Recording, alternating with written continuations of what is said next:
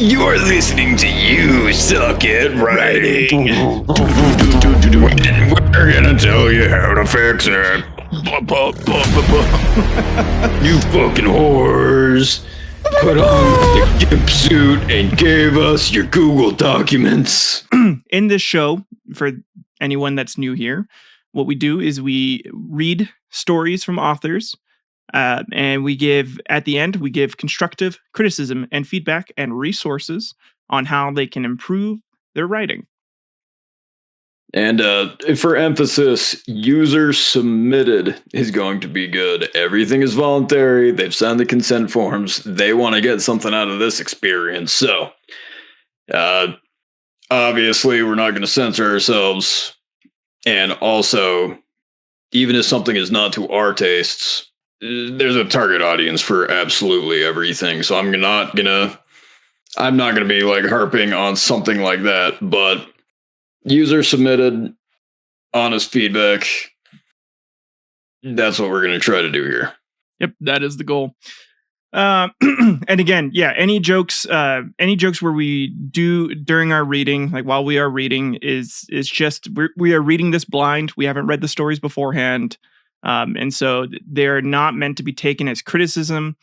There is the critique section after the story read section, where that will be where we are critiquing a story overall. So, and if we see something that pops up that warrants a discussion or a note, obviously we're going to say it, but it'll be culminated at the end. We'll put it in a group. Yeah, that's right. So that's enough little foreplay out of the way. Let's go ahead and dive right into the story. This chair doesn't like to be sat on by Sam Denner. I never wanted to see my family again after moving out. I felt like if I didn't soon make it out of the picket fence prison my family created, it would be the beginning of a news broadcast that ends with the words, "And then she used the weapon on herself." I finally managed to find a tiny house for rent in a rather shabby part of town. However, it was dirt cheap, which means it was perfect for me, who was dirt poor. The place was a dump. During the open house, I was with two other groups, a couple and a small family. I saw that the two other groups went upstairs, so I went spelunking in the basement. There was a single light bulb dangling from the ceiling, straining to keep the darkness at bay. Down there was only a single small room with a washing machine, a shelf with some boxes of the previous owners, but nothing else. I heard both the couple and the family complain in hushed tones upstairs. The house was way too small to have secret conversations. I could hear them bickering about the layout, the size, the absence of light, and other stuff. I had no ideas about any of that. Neither did I care. I was a dumb bird in dire need of a new nest, but the layout of the house was impractical to say the least. But beggars shouldn't be choosers. That's not how the saying goes, but that's how it should be. Sue me. Okay. It's a couple of observations, right? Yeah. No. One, in the descriptions of the house, very evocative. Like I can picture this room that she is describing. Right? Yeah. No, yeah, I like the idea. Just like obviously we're just like in some shitter, right? Yeah, it's like, hey, this place is a dingy, small piece of shit. Yeah. So definitely very descriptive. I like that. So I'm trying to figure out if the main character, is supposed to be going in with those two other groups of people who are kind of already knowable about the situation or the setting and are talking and already know each other, and she is the stranger that is coming in and she feels unwelcome that way? Or is it, oh, there are three groups going inside this house, no one knows anyone, no one knows the house, it's a free-for-all inside this place, and it's a piece of shit, and you can listen to conversations that people don't know they're being eavesdropped on. Yeah, no, and I think that is what's happening. It's that latter, where it's just the three groups. It's her and the couple, and then the small family, and then the two other groups were upstairs, where she could like end up hearing them too. I quickly outlasted the other visitors, who left immediately after returning from the upper floor. I went and talked to the landlord, who looked sheepishly at his last remaining survivor of this open house. It was his parents' house. They passed away. He has no use for it. Yada, yada, yada. I want a place to stay. And you obviously want my money. Let's not be friends. Beggars and choosers go both ways. He seemed eager to make it work and gave me a guided tour through the house to make it more palatable. Mm-hmm. I've kind of noticed that there are multiple subjects in a paragraph, right? Mm-hmm. The paragraph starts off by talking about one thing, and then midway through it switches to talking about something completely different, where that, if it had a line break, it would have been easier to see that it was separate. Also, if you are wanting a character to be thinking or voicing something, line break always. Yeah, line break will definitely help with that. Like so yada yada yada ... Mm-hmm. That should have had a line break, quotation marks, separate it, because now it switches from narration, ellipsis, voiced thought, and there's no distinction. Well, yeah. I mean, I think this is still just kind of her sort of like reminiscent, like kind of going back over what happened, right? So it's like past tense. That's what I'm getting, right? Like, yeah, I quickly outlasted, and then it's like she's just kind of describing how the conversation went instead of like the conversation. But then that should be made more clear. Yeah. No, I agree with you. Because it's talking about the landlord in third person, and then it's, you obviously want my money, in the same sentence, essentially. Yes. Yeah, and that could have been done a little better, but still, it's nitpicky, right? That's the point. Yeah, no, I know that is the point. Okay, continuing on. The ground floor had a stairwell and a living room with an open kitchen. The ceiling felt too low. The windows were too small.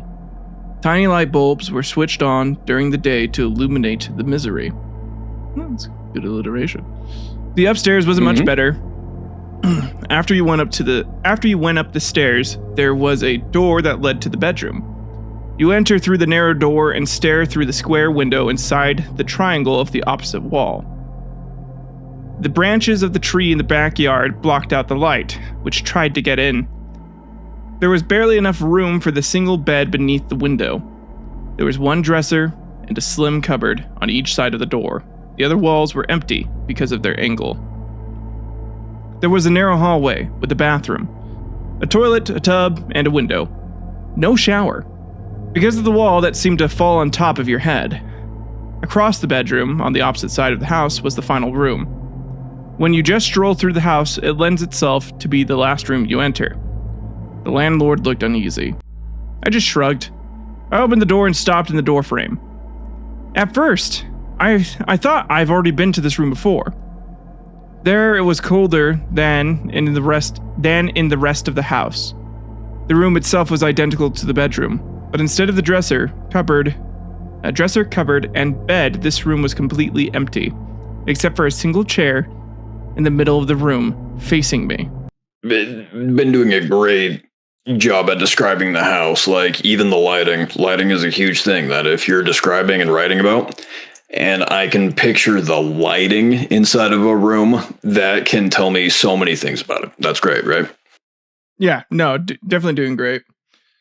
I mean, so what I am confused about is, and maybe this will be addressed later in the story, but why did they feel like they've already been in that room if it's just a chair? I was just about to say that too, because the descriptions are great, but in this specific paragraph, there is so much like extra detail that is completely useless. Sorry. Yeah. It's I thought I had already been in this room, except it was identical to the bedroom I was in, except there was no dresser, there was no cupboard, there was no bed. This room was completely empty. There's a single chair in the middle of the room facing me. It's colder than the rest of the house. Like, why would you think you had already been in this room before? And yeah, no, and are you walking around in circles? And again, yeah, so we'll see. Maybe this gets addressed later on in the story, right? So the landlord looks uneasy. Yeah. I don't know how to describe it. It was just a simple wooden chair. There was nothing special about it. No decoration, no interesting knots or wood grain. Just a plain chair. White oak. Yeah, pure white oak. Fuck white oak. It was like made out of like a picket fence. No. It's just white oak. No. Picket fence would at least be interesting. That is I'm true. a woodworker. Yeah. I'm a woodworker. I am a surgeon. I am a surgeon. The reason why my critiques matter is because I'm your target audience as someone who just reads.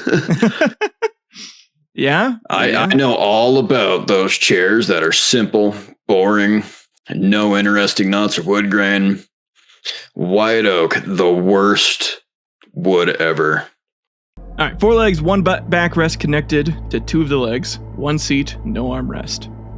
It was very well made because it looked like it was made from a single piece of wood. Oh. Whoa. I thought you just said it was a simple wooden chair with nothing special about it. Being made out of one piece. Describing a single piece of wood from a chair, that means you have carved it out. That's interesting as fuck. I'm sorry. Yeah, that seems insane to do. Like, I've done it before. It's a little more complicated than the easiest chair you've ever made, especially if there are 4 legs. That's interesting as fuck.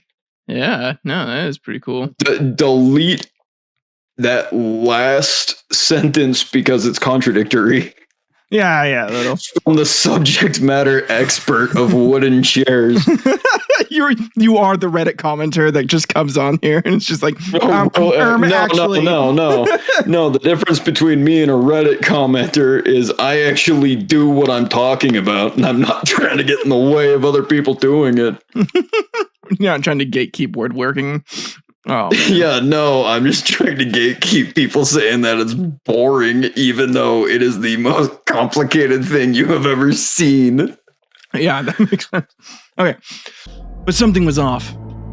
A chill went down my spine as I looked at the chair that just stood there. Like a dog, staring down into the abyss of an open door, watching, waiting, tense.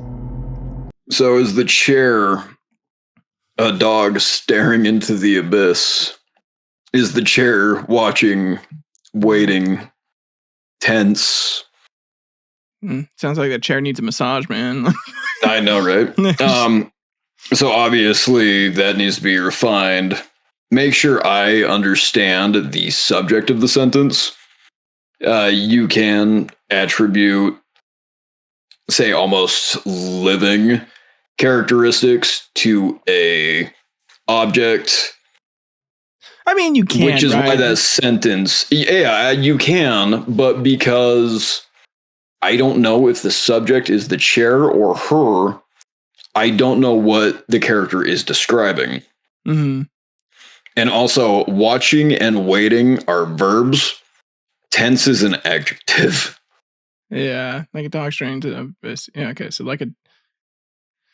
Yeah, so, I mean, as I looked at the chair that just stood there, I probably then there would be like a apostrophe like a dog, because that would just be a simile, right? So you just... There's ways to do it, but like... It's... Yeah, we'll get into in the critique section. Okay. I overcame my hesitation and took a step inside the room. After I shot him a questioning glance, the landlord said, this chair doesn't like to be sat on. Sit on me instead. Yeah. I shrugged and looked around the room. Both upstairs rooms looked identical. The only difference is in the bedroom, you could not see the tree that is growing in the backyard. It is totally identical, though. Yeah. Why would she not question that? I think the idea is like the setup, right? Where it's just like in my house, you can have there's two identical rooms in the on the top floor. They have you have your closet set up the same way in both of the rooms, but like the location and it's the same size. You probably have the same painting. The painting is probably the same. The window setup is probably the same. It's just different. It's just facing in completely different cardinal directions. In different cardinal directions, and there's different things inside of it, right? So it's just kind of I think there's a way to make that more concise. I think you could. Well, it's already been stated. Yeah, and then to in one of the earlier paragraphs. So unless you really want to drill into your reader's head, hey, this room is identical. Unless you really want to pound that in, you've already said it. You don't need to say it twice. Yeah, that's fair. All right. I took one last glance at the chair as I exited the room. I'll tell you, the chair had an ominous aura. I know how farming it. Yeah, it was farming the fuck out of that aura. It's so ominous. Fuck, it's so ominous. I know how it's fucking ominous all over you, man. Okay, I know how silly this sounds. My ominousy. Okay. I know how silly this sounds. I know what you think. And what's it gonna do? It's not about what it does. It's about how it makes you feel. In the end, we both got what we came for. Who's we? Her and the landlord. We both got what we needed. I'm sorry, there's still just no line breaks in between. Anything could be said as dialogue. Who's we? I got an affordable place to stay, and my dear landlord got a little money on the side. To be fair, they did use, the two people of subject were stated in the same sentence. I paused longer than I needed to. He even went lower with the rent, on the condition that I was to keep the house tidy and to take care of the garden, which was rather small and quaint. I also should get rid of the boxes in the basement. He lowered the price as long as I don't sit in the chair. Don't you sit in the If I sit chair. In the chair, my rent goes up. I'm going to charge you an extra $50 a month to sit in that fucking chair. You don't sit in that fucking chair. It's just... You say that like a joke, but I unironically lived that. Oh, fuck, dude. Yeah, I know. Yeah. Okay. All right. Maybe the landlord had a pity for a damsel in distress, as he even allowed me to keep the furniture without an additional charge, which suited me, because I didn't have any of my own. Also, furniture is expensive as heck, so I was happy about that. So, back to the writing, right? Yeah. Whenever there is additional information that you want to add onto a previous sentence, don't become overly reliant on the same word that also, comma, has been used enough times for me to make note of it. Diversify the sentence structure. Yeah. It's the prose, right? Breaking up your prose, and that way it doesn't become monotonous, and it's not like a da da da da da. So you don't get bored reading. It's yeah. Little writing hack right there. Fast tips. Diversify.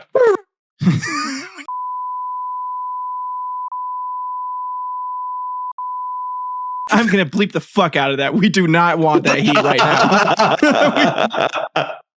Moving out was a simple task. All I needed were 2 carloads of friends. As I was just moving my clothes and electronics after all. My PS2. You needed 2 cars of friends to grab all your clothes.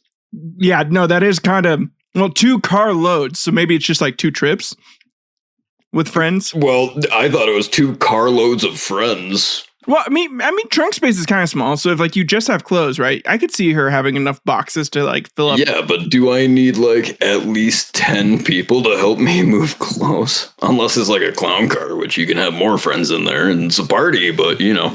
Oh man, clown car. They're all clowns. They're just fucking. They're probably. Oh man, that's how to make this story truly scary. Yeah. Okay. At least this went through without a hassle, but my parents were making a huge scene. They went all the way with cliche bombs. Samantha, where are you going? What do you think you're doing? You cannot leave. You're tearing this family apart, Samantha. You're all that's left. Honestly, screw them. Okay, so you're tearing me apart, Lisa. We are. I was just about to say, like, channeling Tommy Wiseau. Yeah. All right, but like, we are this far into it, and now we are only learning the protagonist's name. I'm okay with that. I actually kind of prefer that sometimes. I like a little mystery. It could have come up when she was talking to the landlord. Yeah. Right? Like, let's say the landlord was talking about the house, anything additional, signing your name, and then as she signs her name, that's when we find out that her name is Samantha. Yeah. Right? Samantha. But like I said... Or the friends helping her move in. I'm not trying to replace anyone's writing here. I just want to bring up things that come to mind, but... And also, like, you're talking about how, hey, I only have my friends helping me move. My parents are telling me, oh my God, Samantha, you're tearing me apart, Lisa. You're tearing me apart, Lisa. I was going to say the exact same thing that you did, okay? You just beat me to the punch. I mean, listen, man, we've seen that movie enough times that it was going to happen. Like, we love that movie. It's a fantastic movie. Bob, that's goblins spelled backwards. Oh no! They're eating her, and then they're gonna eat me. Oh my God! Oh, it's so good. I fucking love those shitty ass movies. After I moved in, I wanted a place to put my clothes for the next day, so I moved the chair into my bedroom. That turned out to be a really dumb idea. After a night on the chair, my clothes always felt odd. I cannot describe it, but the texture felt off. Too damp, too dry, too drab. Very, very sticky. Yeah, it's very... Dude, the chair's just alive. It's just like fucking jelking onto it's chair jack. Yeah. I watched and also there's a I make movie. Jokes, but I make jokes, but I do try to actually bring in like a reason to make the joke, okay? Mm-hmm. You are going, I cannot describe it, and then you proceed to describe it. Yeah. Like, I understand. Right? I understand why you're saying it like this, but you're contradicting yourself immediately. And there might be a reason for that. She might actually just be schizophrenic. Yeah, but we don't know yet. You know, this might end up being like retroactively. It's good that he did that, right? We'll see. Okay, so I expect some minor schizophrenia. Yeah. Okay, whenever I wore them the next day, I felt angry, suppressed, constricted, itchy, just unwell, uneasy, and uncomfortable. And before you ask, no, I did not get fat. I wasn't going to ask that. I respect women. The same clothes that grinded me down one day were fine the next, when they haven't been corrupted by the chair. And no, I never sat on the chair in the bedroom. I brushed it off as me needing to be getting used to living on my own. So yes, I don't sit on chairs because I'm getting used to living on my own. Yeah, good point. It's the sentence structure thing, right? You're connecting two completely separate thoughts in sentences that come immediately one after another. Mm-hmm. You need to find a way to separate that, at least make it clear, hey, this is a different point than previously. Yeah. No, because yes, I am getting used to living on my own in a new place. Therefore, I don't sit in the chair. I don't sit in chairs. I don't sit. Yeah. Yeah, I'm not. I'm just not sitting. I'm just walking around all day. Fuck. Sitting. Always. Sitting is for fat people, basically. Who are not on their own. If you're on your own, you are not allowed to sit. Yeah, how fucking dare you sit? Goddamn. Okay, for the first days, in order to deal with that miserable feeling, I went home during my lunch break and swapped clothes into some that were in the closet. That eased the feeling of getting emotionally constricted. That was until I hit a really busy day at work and couldn't go home and change. It was hell. Words cannot describe how horrible I felt all day. Pulled and pushed at the same time, constant pressure, gripped, breathing became taxing. Okay, I see they do keep doing that, where it's just the immediate contradiction. Which again, and also, like, I don't know if you're trying to write a horror story, but so far your main character is just dealing with autism. And so far, that's been the only conflict. Man, listen, dealing with autism is a conflict, okay? Like that is. I understand, but it's, my clothes are causing me to become overwhelmed. Oh, I don't understand social cues, so I'm going to avoid talking to people during an open house, and my parents are total assholes. I don't understand why they're saying things to me. Yeah. Yeah. I can't do my work routine, so I'm having a panic attack, and everything touching me is too much. And like your character just has autism, man. This isn't like a horror story. It's just dealing with a mental illness. Dude, what if at the end it is like they actually have autism, and like that is like the big reveal? Like, so, okay, well, if that's the case, then great job, right? We need to like retract everything. The hidden message was as subtle as a brick to the head. Oh man, yeah, brick. Yeah. We probably shouldn't be talking about bricks on this show. Just kidding. He's bricked up. All right. Yeah. As soon as I came home, I ripped of my clothes and threw them down into the basement and slammed the door. I was drained. I just crawled into bed and slept like a baby. That night, I didn't put any clothes on the chair, and the next day, I felt as if a burden has been lifted. It took me way longer than I care to admit to make the connection between the chair, the clothes, and my horrible attitude. I'm going to give some credit to the author here, because they are honestly working within the restrictions of no sleep. So, and like, absolutely. And like I said, this format is popular for a reason. I am not the arbiter of good taste. So I'm trying not to really talk about any past, present, or future tenses unless they are contradicting each other. Yeah. In my defense, it still sounds really outlandish, but finally I realized the chair was somehow messing with my clothes. So I banished it back to the spare room, the chair room. The shadow realm, Yugi. Be gone! Blue eyes. Be gone, chair! I cast thee out! It's all just so dumb. I still feel silly talking about it now, but I felt better. Watching the Boondocks, and I was watching the Boondocks when the chair wasn't near. I felt better when the chair wasn't near me. At the housewarming party, the house was full, which wasn't hard considering the size of said house.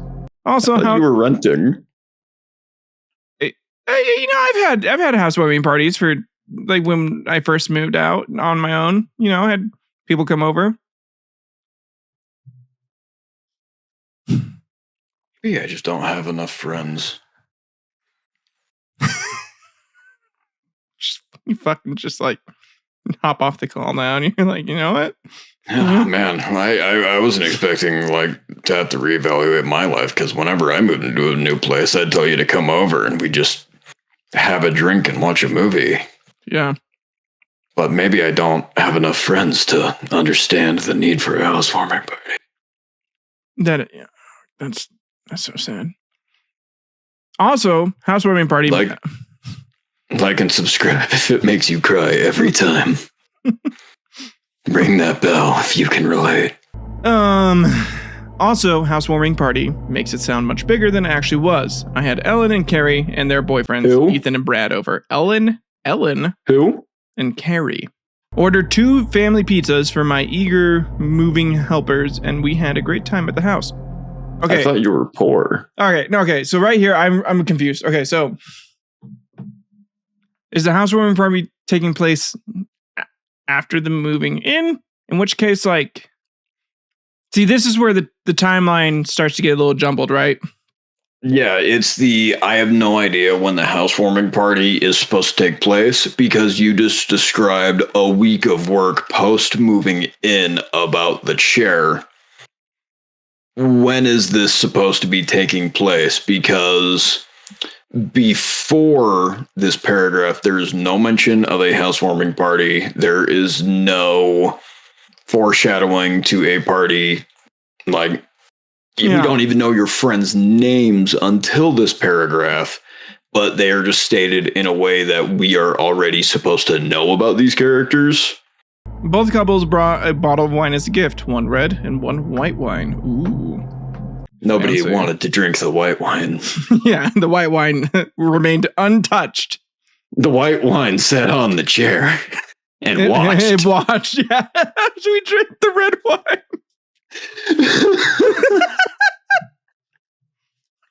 I could feel the white wine get angrier as it sat on the chair. It said it was down as a first, and then we started. I think they're not telling me something. I thought they'd be into this. The cuck wine. The one for cuck. One for cuck. Do you want your wine to feel as lonely as you? We get a little tiny bottle of Stella Rosa and put it in the middle of a table, and then outside of that Stella Rosa, we get like the big like handles of wine. No, it's 5 handles of sangria, and they're just surrounding the bottle of Stella Rosa. Are you unable to satisfy your wife and therefore want something that's unable to satisfy your drinking needs? Drink cuck wine. From the wonderful world.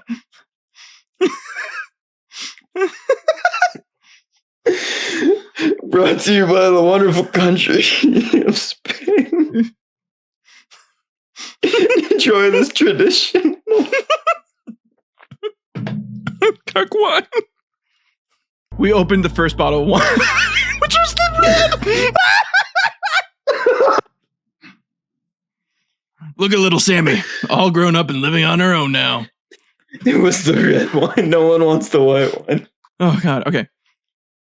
The white wine at least has a job that pays for the bills, but I wouldn't want to drink it. It's just like wearing like a suit and tie. Has glasses. Okay. Look at little Sammy, all grown up and living on her own now. The living kitchen became the center of the party, and one more place to sit was needed at the dining table. The chair room came up. I had to endure the barrage of dumb comments while Carrie went to fetch the chair. What are your plans? The cuck chair. Yeah, the cuck chair. chair. The cuck chair room. Dude, I swear to God, if this chair actually ends up being a cuck chair, it's just possessed by a cuck in a past life. Dude, if you are being haunted by a ghost who is a cuck, just a cuck that is attached to the physical plane by this chair, best story ever. No, 10 out of 10. Like, seriously. 10 out of 10. No critique. Subversive. That twist. 10 out of 10. I love it. Yeah. What are your plans for the spare room? Need a housemate? A room with just a chair? Who are you torturing in that room? Silly Sammy, you torture people in the basement. That way you don't have a shower here. Do you need a housemate? I'd love to. That way you don't disturb your neighbors. Maybe her sex dungeon is already in the basement. Oh, the sex dungeon comment is actually in the story. That wasn't just improv. That was just in the story. I thought you were going off the cuff, and I'm like, I guess it fits. Why not? Carrie brought the chair down. When I saw the chair being carried into the living room, it felt like someone was gripping my guts. Okay, and giving them a good yank. Inside of them. With really cold hands. Wow. But I've seen enough horror flicks to know that you do not make a scene about such innocent things. Otherwise, you look crazy. I couldn't afford to look crazy. Crazy Sammy has a horrible ring to it. I realized I had held my breath. The horror movies tell you not to make a scene about it, but in porn, it would perfectly fit. That is true. Like, what context? Who's sitting in the chair? Who's getting fucked in this chair right now? Very important to know. Yeah, that's true. I realized I had held my breath and slowly released it from my lungs. The chair was put next to the couch, but it remained empty most of the evening. I tried to keep the dining table between me and the chair at all times. God damn, okay, so you just like immediately had like a sense that like someone was off with the chair. Earlier, didn't they say that they weren't sure about like the chair at first? Yeah, okay, whatever. Like, okay. Why is the protagonist the only ones like these are all supposed to be close friends? Yeah. So, like, I'm sorry, but if you were autistically staring off into space, I would be like, "Yo, man, are you okay? Like, is something wrong?" I do that all the time in front of you. What are you talking about? Yeah, and I always ask you, "Are you all right? Are you okay?" I do not hear you. I do not hear you if you do, and that because you're staring off. That is that is very concerning. Then I need to see a doctor. It stood opposite of me. Its blandness and blankness in stark contrast to the darkness that was pushed into the background of the living room by the brave light bulb over the table. Despite how I read that, I actually kind of like that sentence. It was kind of fun to read. No. I was just about to say, like, that is a very competently done way of ascribing a living characteristic to a object, right? Yeah, no. So brave isn't usually a light bulb word, but you can see why it would absolutely be described that way. Yeah, no, like it's honestly like Sam, you do have a fantastic way with like describing like your scene, and like here's the thing, I know in your writing where everything is. I have like a great idea. Like each scene is described beautifully, and I can paint the picture in my mind. That's like top marks for you for that. Personally, like that's how I feel about it. So, the pizza wasn't sliced. They bought family pizzas and that fucker wasn't sliced? Are you shitting me? The pizza wasn't sliced, so Carrie brought a pizza cutter from the kitchen. As she arrived on the table, there was only one empty chair left. You can guess which one. She stood awkwardly over the chair as she opened one of the pizza boxes. One knee on the chair, pizza cutter in hand, her left hand pressed down on the table. She slipped, somehow. The pizza cutter rolled over her fingers, over her hand, over her wrist. Stunned silence. Then she bled badly.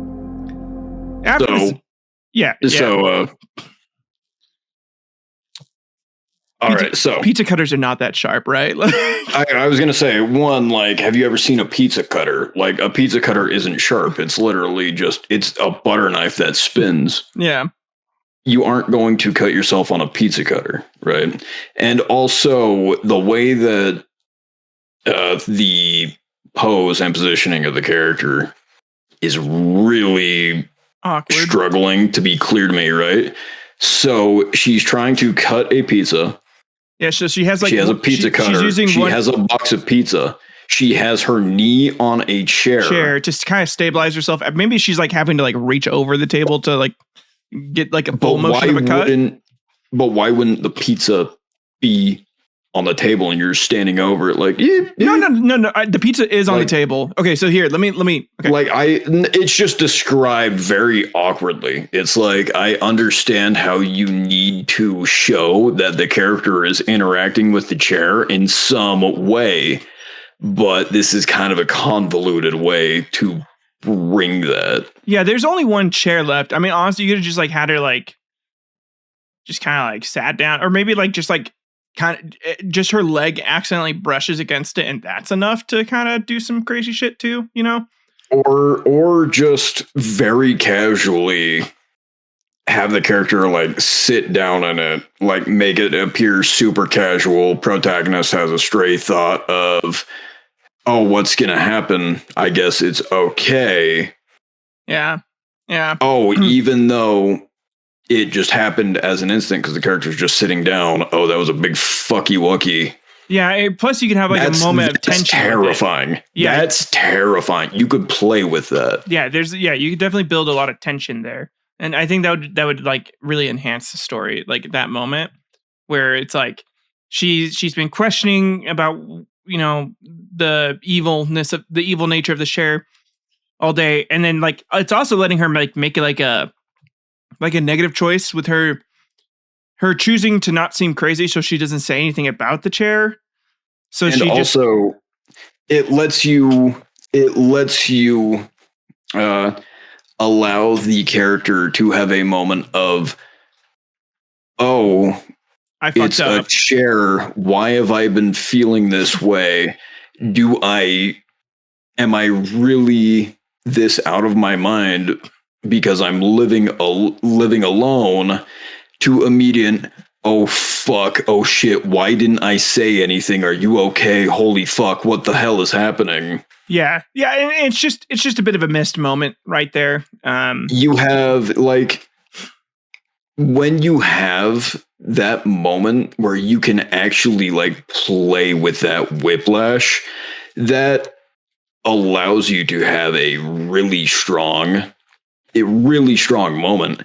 And also, this is the first time in the plot that the chair is, I wouldn't say actively doing anything, but this is the first time that there is something big happening. Yeah. No, yeah. So everyone is going to remember the first big event. Yeah, this is your rising action, right? Yeah. You want this to be your strongest moment. Yes. No, definitely. So, yeah. Like, even if you write the entire thing out and then you go, okay, I have the story, I have everything done, I will now go back and write that first event because that needs to be my strongest right.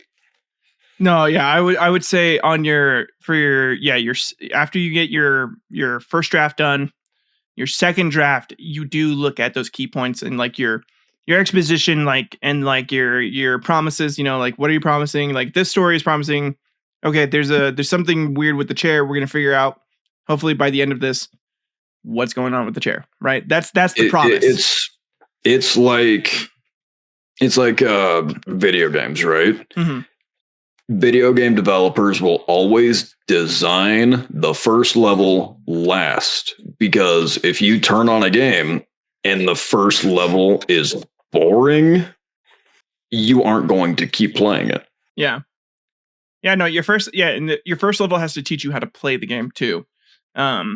And so, and Well, by some games like make a distinction of tutorial and first level, but it's a warm up. It's okay, here's what you should be expecting. This is it. Yeah. Okay. All right. After the second it took everyone to realize what happened, everybody scrambled to get help. I couldn't move, hypnotized by blood spurting over the dining table and seeping into the tablecloth, slowly turning white to red. Ellen. Okay. Yeah. So, the tablecloth turning from a white tablecloth to a red tablecloth, very strong, very good, symbolic, right? But once again, unfortunately, I am subject matter expert for something that you are describing. So if blood is spurting, like pressurized and spurting over the table, that is arterial bleeding. That is femoral artery, massive arteries.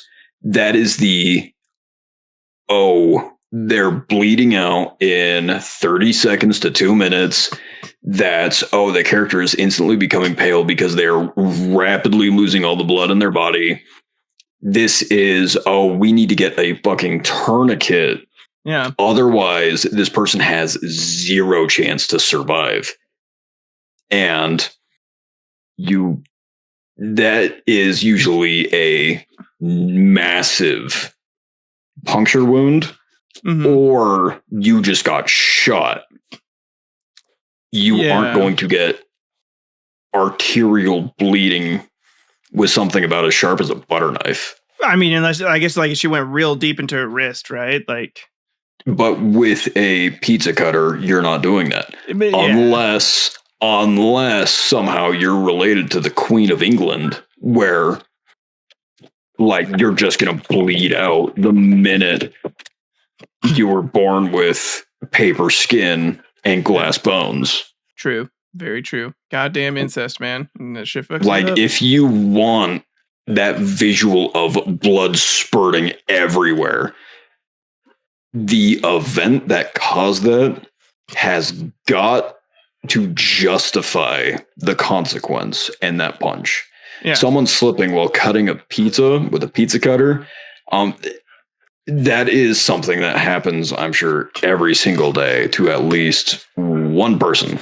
Every day. It seems so normal. Yeah. Well, maybe. So you have to find a way to hype that up if you want me to take the arterial blood spurts Quentin Tarantino style. If you want to take that and have it be serious instead of me seeing that and finding it comical like a Bollywood movie. True. No, that is true. Okay, Ellen, who is a nurse, yelled at her to raise her hand over her head. Okay. Carrie looked like she was about to puke, but complied. She sat down on the chair and raised her hand above about head level. I could see the blood running down her arm and trickling off her elbow. Ellen grabbed Carrie's crimson hand and raised it even higher. Now the blood ran straight down her arm into her blouse. And once again, I understand that you want her to sit down on the chair, right? Mm-hmm. But you are saying that Ellen is a nurse, right? I've met some truly shitty nurses, but a good, competent nurse isn't going to have you sit. A good, competent nurse is going to have you lay down with your feet elevated, right? Yeah. Because shock is going to sit in very quickly, especially with that level of blood loss, and you are going to hit the fucking deck. And head injury would be and potential worse. Trauma, that is worse than the actual physical injury. Yeah. So, once again, if you want that imagery of blood spurting everywhere, you have to take that into consideration of the character's actions and their reactions, because otherwise we are going to view Ellen as a incompetent nurse. Yeah, and that's if you know how nurses really should be, right? I mean, Hollywood does it all the time, and people get annoyed with Hollywood's portrayal of like the medical profession all the time because they never do it right. And that comes from like. But this is going to make me watch it and laugh. I'm gonna think I'm watching a scary movie. That is, yeah, I could see that. Okay, I am absolutely. By the way, like I said, I'm just not going to be censoring myself. It's leaving my mouth as soon as I'm thinking it because that's the way I can give the most honest feedback. I'm not intending to insult the writer in this situation or the writer of anything that we ever read. Yeah, I just off the cuff. Yeah, not like, here's what I'm thinking. Yeah, I think you honestly just like given like really good feedback about like what could be improved. I actually don't think you've been. I mean, besides the fact that we made fun of like the wine cuck, the cuck wine, but that wasn't anything towards the author. That's just we were just digging around. Well, we need to have a bit so we can merchandise, man. You got a point. Yeah, we got to sell shit. Okay. Carrie said, "I want to stand up." "No," Ellen barked. "I don't feel well." Carrie tried to stand up, but Ellen pushed her down. "Nurses don't fuck around. You're lightheaded. You can't stand up." "I don't want to sit." "No." Carrie squirmed and like if you were doing a scene like this, please research what people are actually going to be reacting to. Right? Yeah. In this situation, Carrie is going to be in such deep shock, and the amount of blood loss, she's not going to be thinking a damn thing. She's not going to be thinking, I want to stand up. All she's going to be thinking about is beep, beep, beep, beep. Yeah. Hit the deck. Yeah, no. She isn't going to be acting like a child. No, yeah, not at all. Okay. Carrie squirmed and shifted on the chair, like she was sitting on hot coals, smearing blood everywhere. I could see tissues and towels were rushed to the table. Smearing blood everywhere I could see, and then tissues and towels were rushed to the table. Ellen cursed at the non-sterile options and turned to me. "Don't you have a goddamn first aid kit?" That brought me out of my stupor. I apologized and got the kit from the bathroom. As I re-entered the living room, Ellen was still fighting off good-hearted attempts from the tipsy helpers. "You don't need to wipe it when it's bleeding. Give us space." So Ellen is the world's shittiest nurse. Yeah.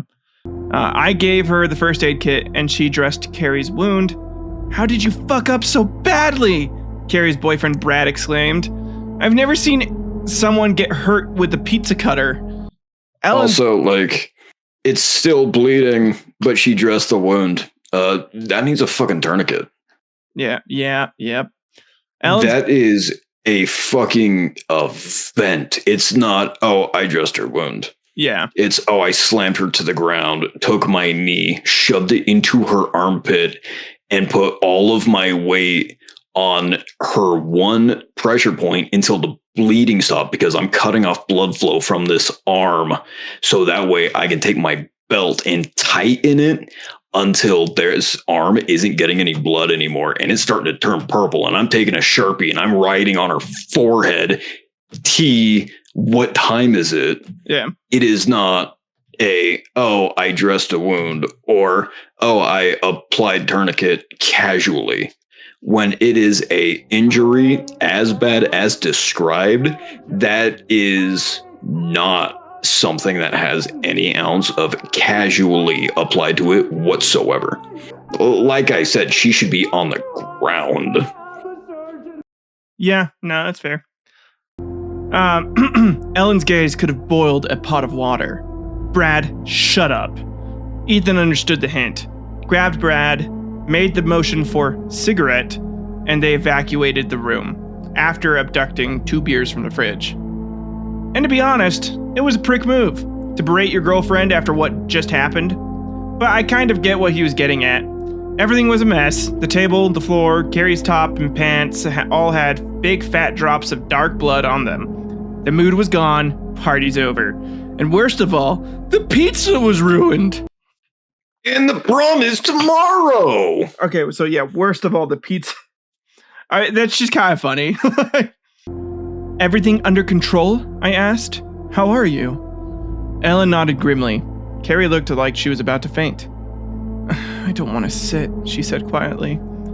Ellen finally relented and let her stand up. Don't. Yeah. With buckling knees, Carrie heaved herself onto the chair next to her, pale as a ghost. Then she seemed to relax. Ellen shot her a questioning look and said, "If I were you, I'd go to the hospital. You'll need stitches. We'll pick up the 2 drunkards and then I'll drive you there, okay?" Carrie Everyone didn't is react. drunk at this party. Call an ambulance. Yeah, exactly. Like, if you want, like, look, we expect nurses to be rational because that's a professional, right? Yeah. We have an idea of what a professional acts like in our head, especially when you go, nurses do not fuck around. So you want to portray nurses as very competent. Yeah, no, exactly. Ellen has done absolutely nothing competent so far. So, but that could be fixed with research and a rewrite of the scene, admittedly, right? Yeah. But from what I have seen, every character has been drinking, right? No one is sober. A nurse is not going to say, "Oh, I'll grab the 2 drunkards. I'm drunk, you're drunk, all of us are drunk. I'll pick up the 2 drunk people and drive you to the hospital." No, a nurse is going to be like, "I'm calling an ambulance right fucking now." I am not going, "Yo, just a little suggestion. You might want to go to like the ER. Just like, I don't know, just a thought I had. You don't have to do that, but like, if I were you, it's, I'm calling a fucking ambulance. Stay on the ground." Yeah, no, I mean, that's what you should be doing in that situation for sure. Okay, Carrie didn't react. Ellen turned to me. "Samantha, do you need help with the cleanup?" "I'll manage. Just get her to the hospital." I helped Ellen to get their belongings and escorted them to the door. The boys returned from their smoke. Brad kept glancing at the floor as we wrapped Carrie in her jacket, and she finally showed some flicker of life. I'm sorry, she sobbed. "I didn't mean to." Dude, I'm going to be honest. If I was Carrie in that situation, Like, why the fuck have none of you called 911? Oh my god. Like, you're just sitting there, like, you're horrifically injured. Like, your boyfriend comes up to you and is like, "You stupid bitch," and your friends are like, get on the ground. She's like, I don't want to sit. Please, Okay, so stand the fuck up then on your shaky ass knees. Oh my god, everything hurts. I'm so scared. What's going on? I'm sorry. Anxiety attack. Yeah. Meanwhile, everyone around her, "Hey, do you need any help to clean this up?" "Oh, we're back from our smoke break. Bye, guys. You should go like buckle the kids in the car seat." Meanwhile, Carrie is like, I'm sorry. I didn't know. I'm sorry. I know this situation's so absurd. Man, if I was Carrie, I'd be like, I need some new friends because these broke ass bitches are fucking assholes. Fuck these assholes for sure. Okay. Brad shushed her.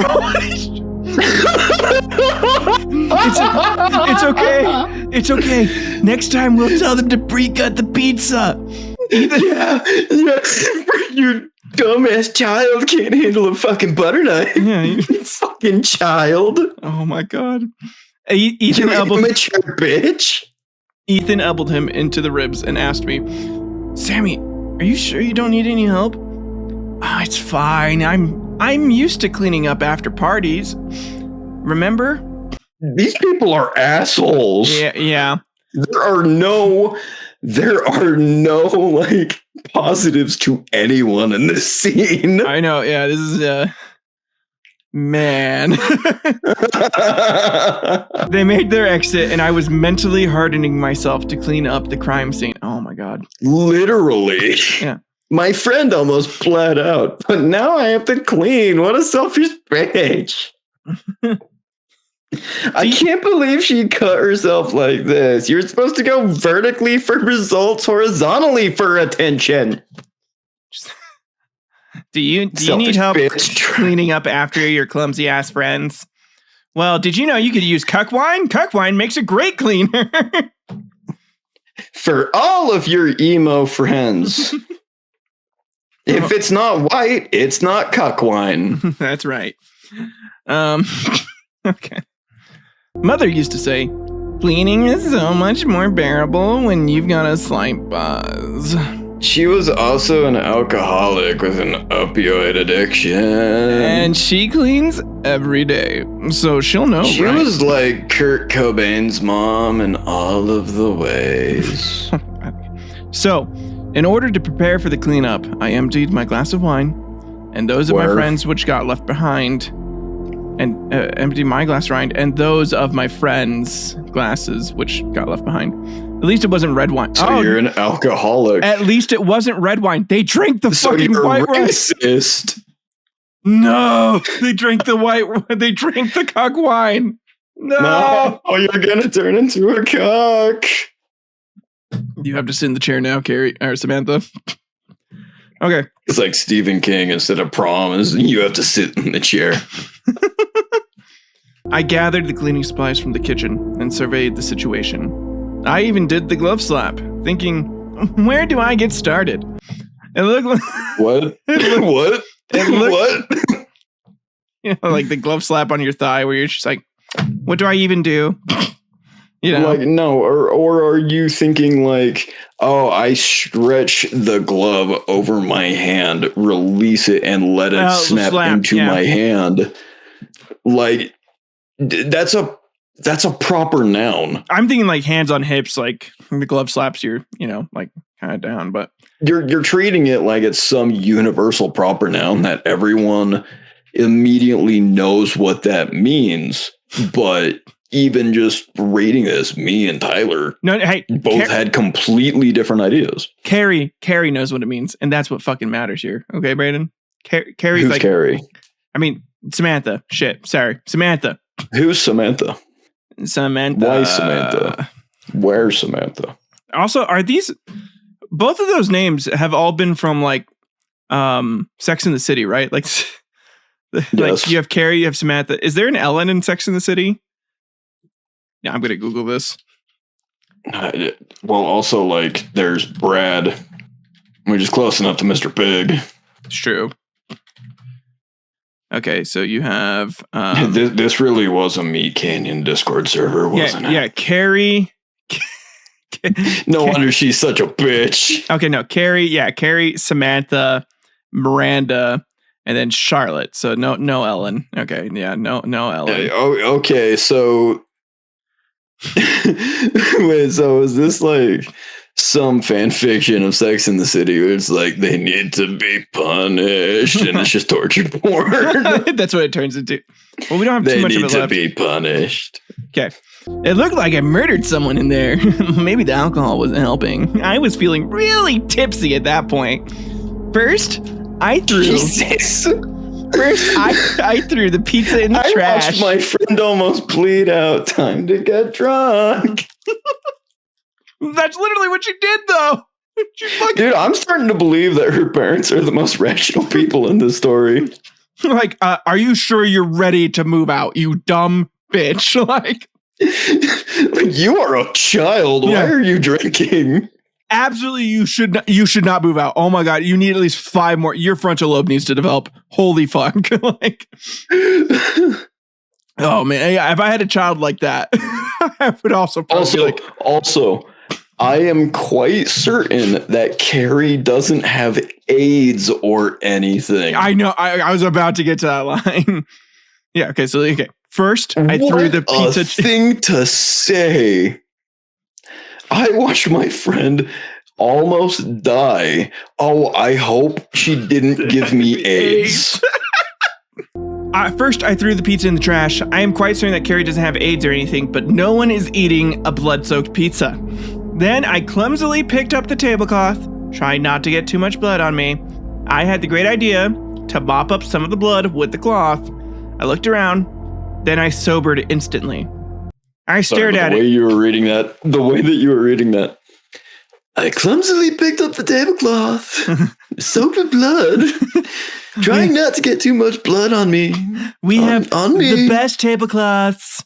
I had the great idea. It was the greatest idea. It was the best idea ever. Mop up the blood. Some of the blood with the cloth. Sorry, there should be a lot of news lately with a certain someone talking, and it's been hard not to slip into that. So it's been so entertaining, though. You gotta admit. Yeah. Okay. He has such a distinct way of speaking. Anything that resembles it is immediately going to stick out. It's like when we made the Lisa, you're tearing me apart, Lisa. Yeah. It's because, like, Lisa, you're tearing me apart. Obviously, I can understand what the author had going on in the background when he was writing it. Yeah. Because it is so, it is so, like, you cannot mistake it. No, you can't. I stared at it for a good minute or two. Blood has soaked through the tablecloth and was all over the table. Then there was blood all over the floor, which was expected, to be honest. There will be blood. But what stood out was that the chair was spotless. Wasn't she sitting on the fuck? Yes. But okay, when she cut herself. I guess that is kind of part of like the horror mystery. Okay, so here we go. But what stood out was that the chair was spotless. Despite standing in a puddle of blood, it was off-putting. Totally out of place. Like a shitty Photoshop job. That would be kind of uncanny, actually, to see that like right in front of you, like a shitty photograph. Okay, that is very strong. The problem is what we've been saying this entire time. What's the next sentence? Yeah. I saw the blood running down Carrie's elbow. There's no chance in hell that not a single drop of blood had hit that damn chair. It was too damn clean. Well, there was nothing to be done. I pushed the chair. That's what I mean. You're contradicting yourself again immediately. Yep. I pushed the chair out of the pool of blood. As I moved the chair, I saw streaks of clean floor where the feet of the chair rubbed across the blood. Oh, that's interesting. Oh. Like, that is fucking cool. Yeah. That is weird. That's a cool. Great that's idea. A cool idea, yeah. I like that. Don't go, well, there was nothing to be done. Well, yeah, no, you could have cut that out and then just I pushed the chair across. Yeah, see, that would have been better, right? If they just cut that one sentence out and then you pushed and then this idea came up. That would be fucking sick. This is weird. Oh, this is creepy. Do not hinder something in your writing. Do not hinder it from being creepy and weird. Yeah. Yeah. Anyways. Don't dismiss your own writing. That's true. It was like a sponge. I was stunned. I pushed the chair over the floor a couple of times, and lo and behold, where the feet had been, there was no blood anymore. I looked at the chair for a second. I was mildly disturbed, and I didn't like this one bit. So, I put it outside of the pool of blood and cleaned up the floor the old-fashioned way. I felt the glasses of wine was once again taking their toll. All I remember is that afterwards, I threw away the gloves. Okay. So,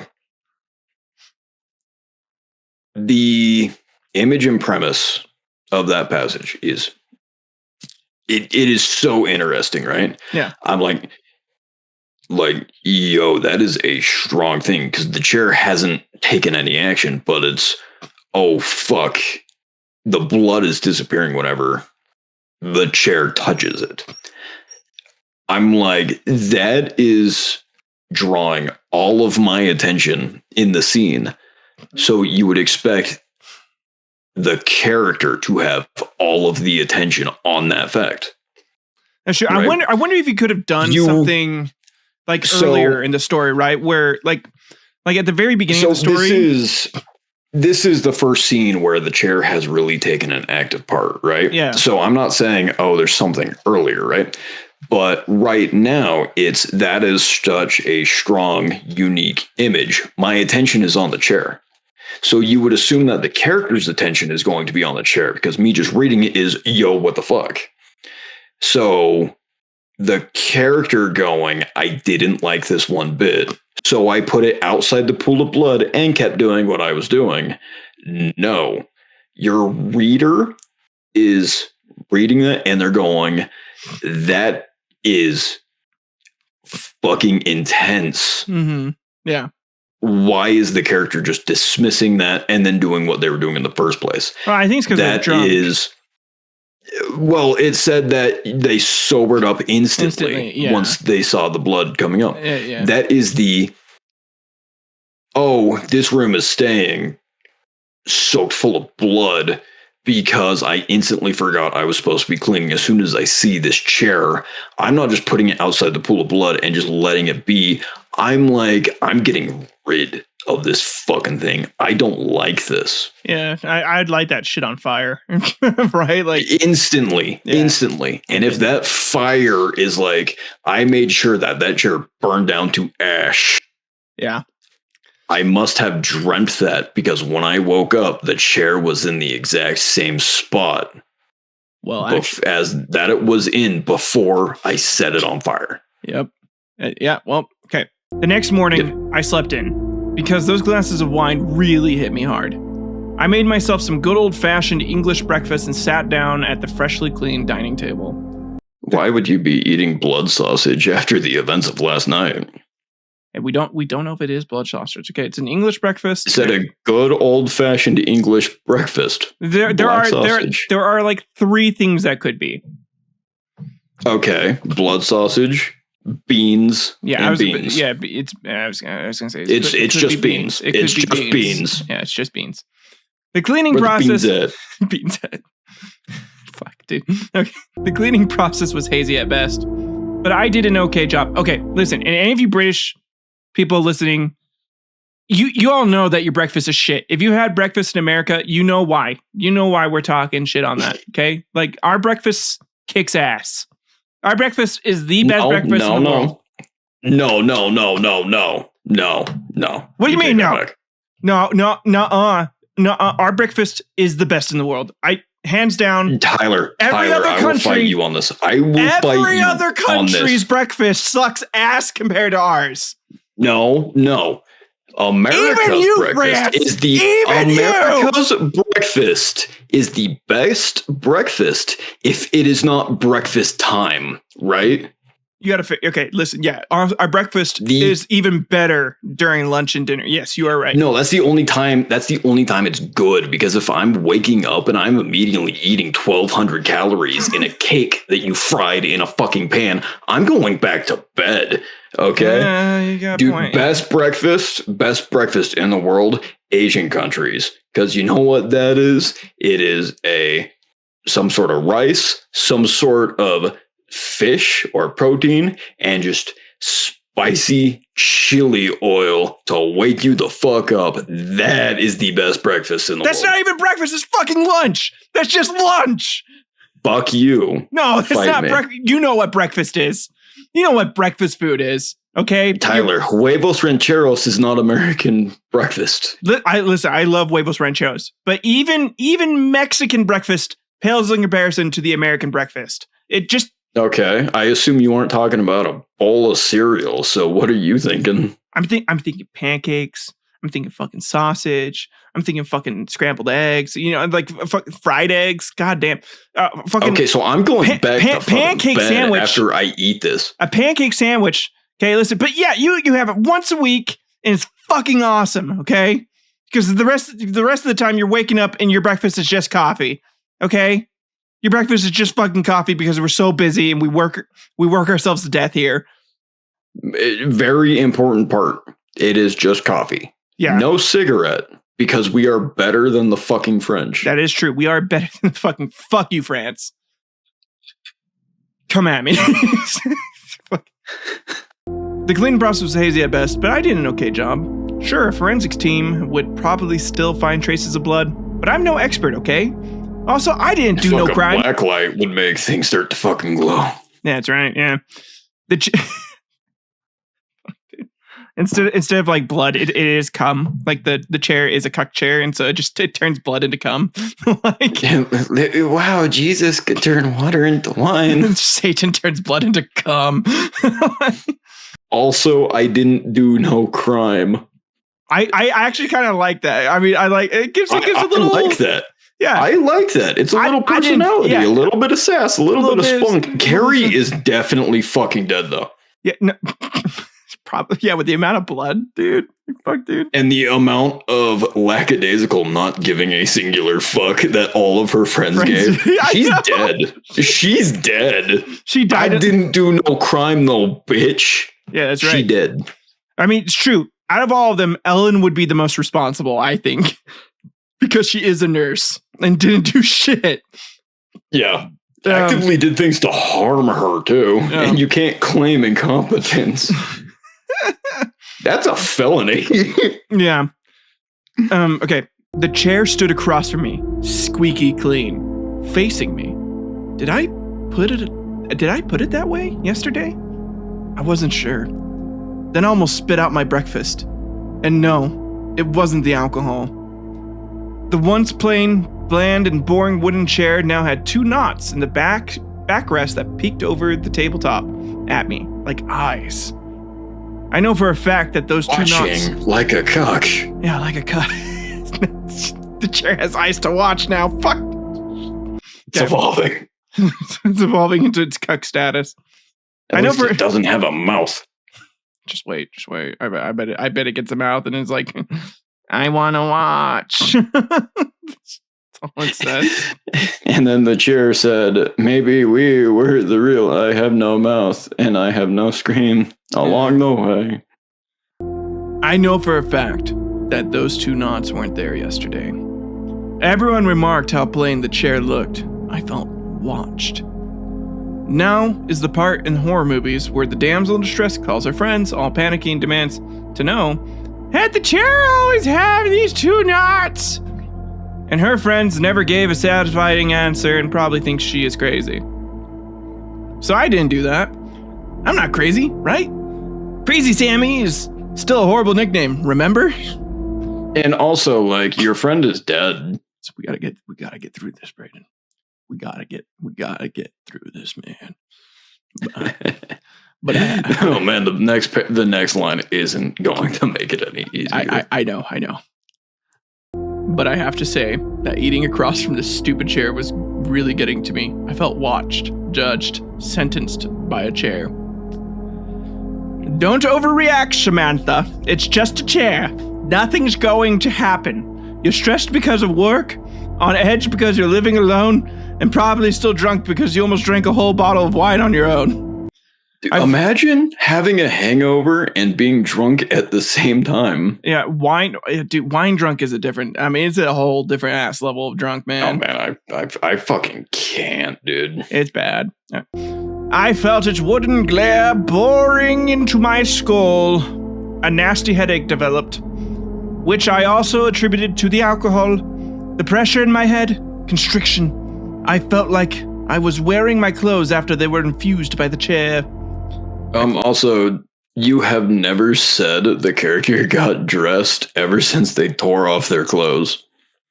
Have they been naked this whole time? They don't have a shower. Oh my god, yeah, they don't. Are they a nudist? Like, you had a housewarming party, like, and you had never gotten dressed? Oh, it's fine. It doesn't matter. It's the little things. It's the little things. I closed my eyes and chewed on my food. I tried to block out the staring chair. I mean, honestly, if Carrie is naked and the chair is staring, then like. Yeah, like. All right, we're going through this. Memories were projected onto my closed eyelids against my will. My sadness, as my parents always siding with my older brother. My disgust after what he did to me. Oh, okay. My hopelessness when they didn't believe me. My anger as I was accused of rocking the boat. My satisfaction after my brother finally wrapped his car around a tree. Goddamn. My insecurity when my parents still chose to treat me as a second-class child, even after I was an only child. Holy shit. I am second place after a dead guy. Okay. All right. That like... It was a lot. It was good writing, right? Good writing, very good inner monologue, right? Very evocative, but the only issue is we have no reason to assume that she does any of this out of good faith. Because after her friend is bleeding out, like I said, the characterization is not looking at her in a good light. So it's like, oh, she's kind of a bitch. Well, and we only have one moment with the parents where they're kind of being assholes at the beginning, which I'm like, this is the problem with short stories too. And also, you find out right now, oh, they had a kid die. Yeah. Her parents had a kid die. Yeah. And she's saying she is now an only child and she's happy about it.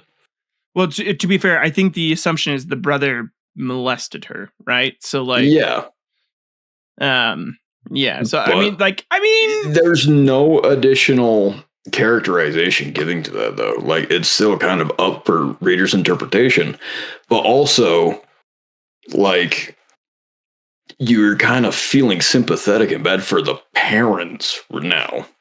Well, I mean a little bit. I think here where they're essentially not believing her does kind of add a bit more sympathy to like why she wanted to get out, right? Like it kind of explains that. It gives a reason why she would want to get out. So, but she's been acting kind of childish this entire time. So it's like, oh, are you? Well, I mean, that does happen to sexual abuse survivors. That they do end up having like it totally does, but it's still in interpretation. Yeah. No, all it says is that her brother did something to her. Yeah. We naturally are filling in the blanks with the worst thing we can think of, and that is sexual assault. Because it is not explicitly stated, that leaves you to come up with the thing in your head of what it was, and you are going to think of the worst thing you can think of. It's kind of like, hey, in a horror movie, you don't show the monster, because whatever the audience is thinking of in their head is a million times scarier than anything you could put on screen. No, and that's true. Yeah, right. Like, and I think leaving it, I hope that it is left like not explicitly stated what happened. It because I think it depends on where it goes. It's better. You can do it well on either thing. Yeah. No, yeah, I agree. Okay, anyways. If it is not something that you can do very powerfully or strong, leave it to interpretation. Yeah. If you are not 110% confident that you are writing it with the weight that it demands and deserves, it is going to be a disappointment to the audience, and what they have in their head is going to be more affected than what you do. So use that to your advantage. Yeah, no, and there's a story that does sexual assault really well. Called Spire in the Woods. I don't know if you've read that or heard of it. Yes. Yeah. No, they fantastic job there. Where like that gravitas and weight is given to it. But this story, it's fucking terrifying. Yeah, this story gives. Here's the problem. Like the Spire in the Woods is much shorter. I mean, much longer. So you are able to kind of have that build up, right? That sort of subject matter demands. I think in short stories, you want what you end up needing to do most times is you want to pick one or two things to really focus on, one or two ideas. And I think where this is starting to get muddied is like there's a few things that I could tell that the author is wanting to do, but like doing it in such a short span is just going to be not as satisfying, right? Because you got to think about it, right? Wide as an ocean, deep as a puddle. That's what you want to avoid. If there's too much with no depth, you're going to feel like blue balled. Yeah. If you can have as wide as a puddle, as deep as an ocean, that is something that you can get lost in. Definitely. No, I agree. Yeah, I think that's the idea with short stories. That's what you want to do is you have one or two concepts that you're really working hard on, and then you really delve into that. and you try to focus on those points, right? And you make that your. It's. I'll get into it in the critique part, well, like in like the advice part when we record that. But yeah, I have ideas for what I want to like recommend based off of this story. So, okay, I wanted to get rid of that chair. Now, put it back into the chair room, back into the cuck room, away from me. Naughty chair. Yeah, I rounded the table and reached out my hand. Shock. I recoiled on instinct. I swear, this fucking chair shocked me. Oh my god. Shock my dog. I can't stop. Okay. It felt like I touched an electric fence. It was made of wood, for fuck's sake. I'm no physicist, but even I know. Damn it, Jim. I'm not a physicist. I'm a doctor. But even I know enough to know that it's not supposed to work like that. My gaze told me if I had a degree, in theoretical physics. I said I had a theoretical degree in physics. That's not supposed to work like that. My gaze snapped longingly to the second housewarming gift. The still closed bottle of wine. Damn those motherly instincts. I can't start drinking after breakfast or I'll end up like my mom. Dude, you're a fucking alcoholic. No, her mom's definitely an alcoholic too. If your friends are bringing you alcohol as a housewarming gift, you're an alcoholic. Wait, Brandon, so when I bought you... Well, I'm glad to know you're able to admit it now. You know, that's... I said what I said. Okay. I let the chair be a chair and decided that my bodily health has priority. I wanted to open it, so I needed to get rid of the bottle. I grabbed the bottle and stomped into the cellar, but gave the chair a soft kick like a petulant child. I flicked on the light, which promptly flickered out, pitch black darkness, prompting me to run into some of the boxes of the previous owners. Those that I promised to get rid of, but didn't have time for yet. Why do these things always happen when you're agitated?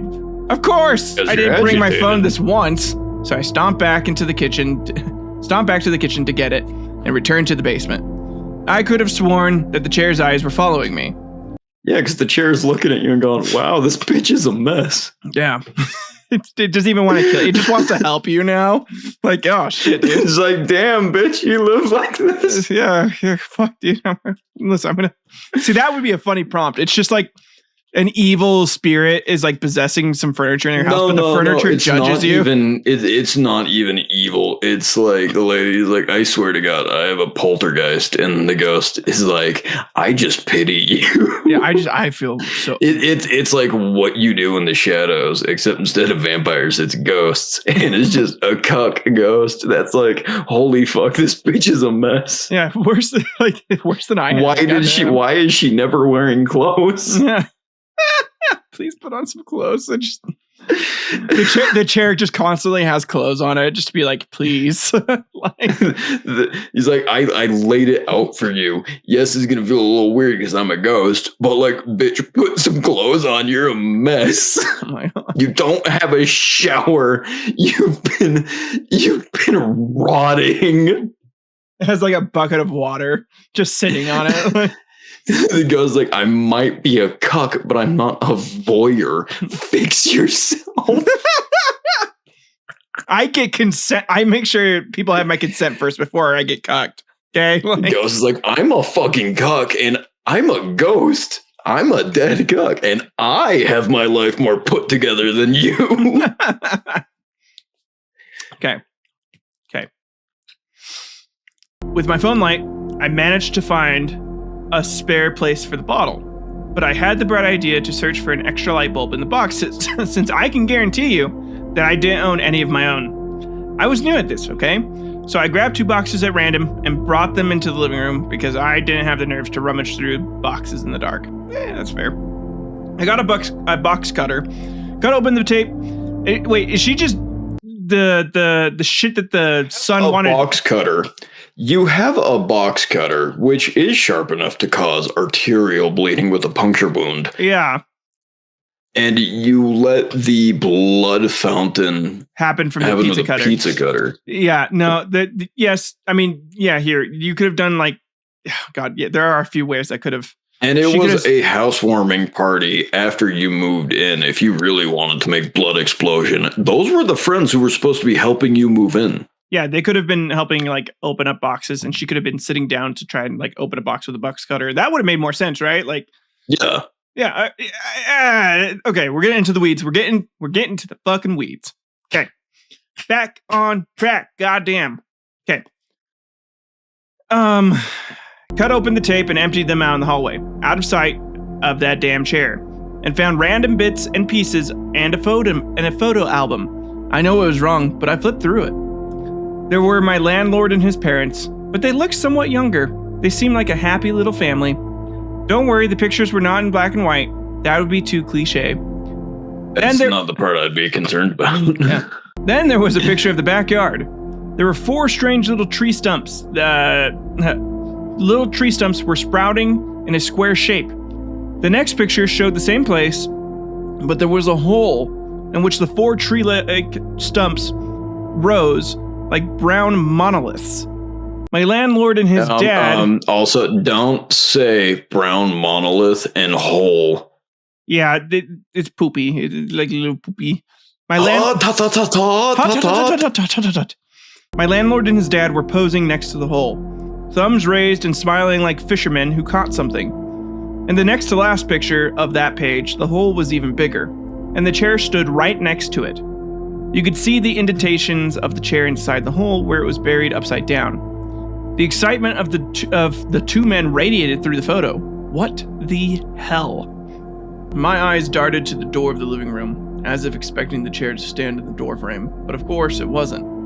My curiosity got the better of me, and I kept looking through the photo album. More family photos, but they didn't look as happy as the previous ones. The chair was always empty. I found one picture in which my landlord's father was sitting on the chair. Maybe it was just an unlucky photo, but he looked like he was in agony. Like he was sitting on hot coals, being dumped with buckets full of ice and being electrocuted at the same time. I've had enough and closed the album, but a single photo dropped out of the book. I looked at it. It was a blood-splattered...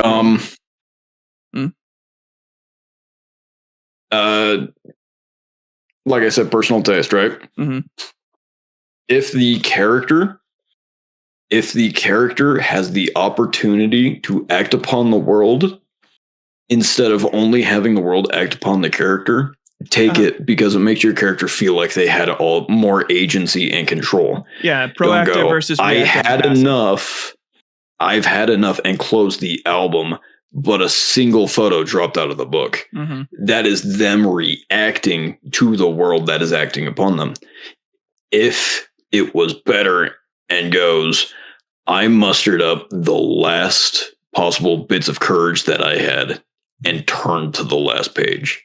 Yeah, something like that. Yeah, just kind of, yeah. It's just a little thing that can add to characterization. So it's helpful. It was because otherwise it's a coincidence, and you're like, wow, this is really bad luck. Yeah. It was a blood-splattered room. It looked like one of the rooms upstairs. There was blood on the bed, the wardrobe, the walls, the ceiling, everywhere. In the middle of the room stood the pristine plain chair.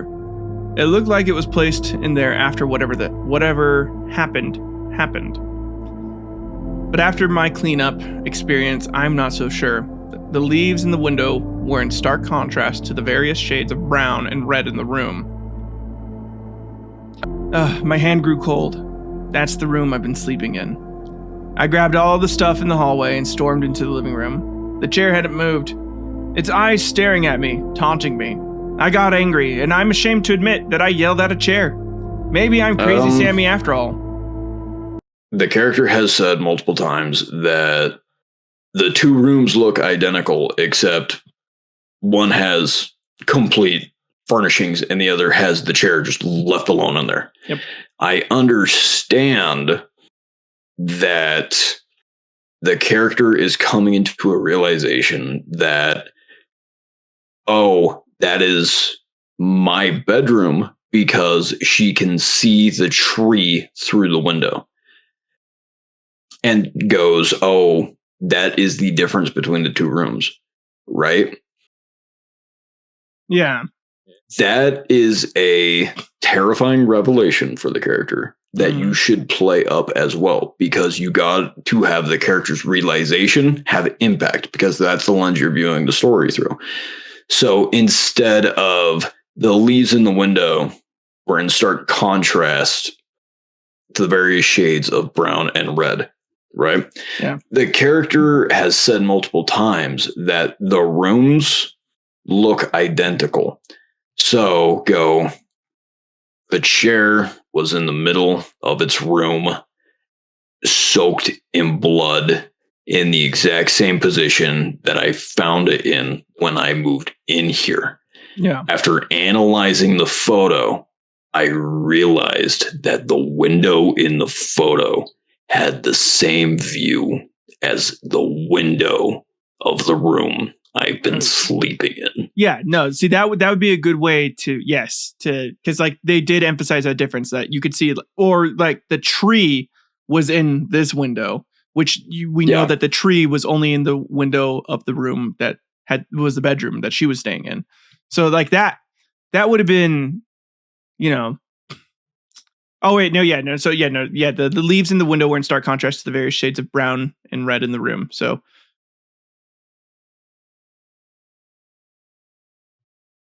like, yeah, so yeah, I mean, no, they do it. I think drawing more attention to that, like, it's, I am scared, I am nervous, terrified, this situation is fucked, right? yeah. And then like that glass breaks and you go, oh fuck, it's even worse than I thought. Yeah, no, yeah, exactly. Okay, maybe I'm crazy, Sammy, after all. I think it compelled me, but suddenly I got the urge to sit on the damn thing. You don't like being sit on? Well, how do you like it now? I screamed as I sat down. How do you like it now? How do you like it now? I screamed as I sat down. Nothing happened. My anger evaporated. I leaned against the backrest, my gaze swept across the ceiling, and I fixated on the sad, lonely light bulb over the dining table. I stared into the light, and everything else dimmed. Or I was the cuck all along. I am in a dark place in my life, figuratively and literally. I never felt truly loved by my family. My father was as distant and cold as the moon, while my mother was a hot mess like the sun. My brother was the lonesome planet that kept me in orbit of this fucked up constellation. After he was gone, I drifted out of this system like a satellite that got knocked off course. I am lost. Where do I belong? Where do I go? I don't want to be alone. I'm afraid of the unknown, but becoming some kind of driftwood in the dance of attraction and repulsion between the moon and the sun isn't what I want. I thought excellent metaphor, excellent visualization, right? Yeah. I thought there was issues with the brother. This makes me think that the thing her brother did to her was dying.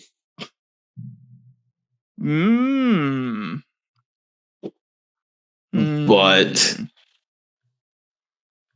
if, like, that paragraph makes me think, oh, my brother is the only person that cares about me, and that's the only thing that I have. How could he do this to me? How could he die on me? Right? Yeah, I can see that. But then that's contradictory to my disgust, right? Like, I am now an only child, happy about it. I smiled when he wrapped his car around the tree. Yeah, right? Because, like, maybe she's just fucking crazy. Like, maybe she is just legitimately crazy and, like... Well, she sits down on the chair.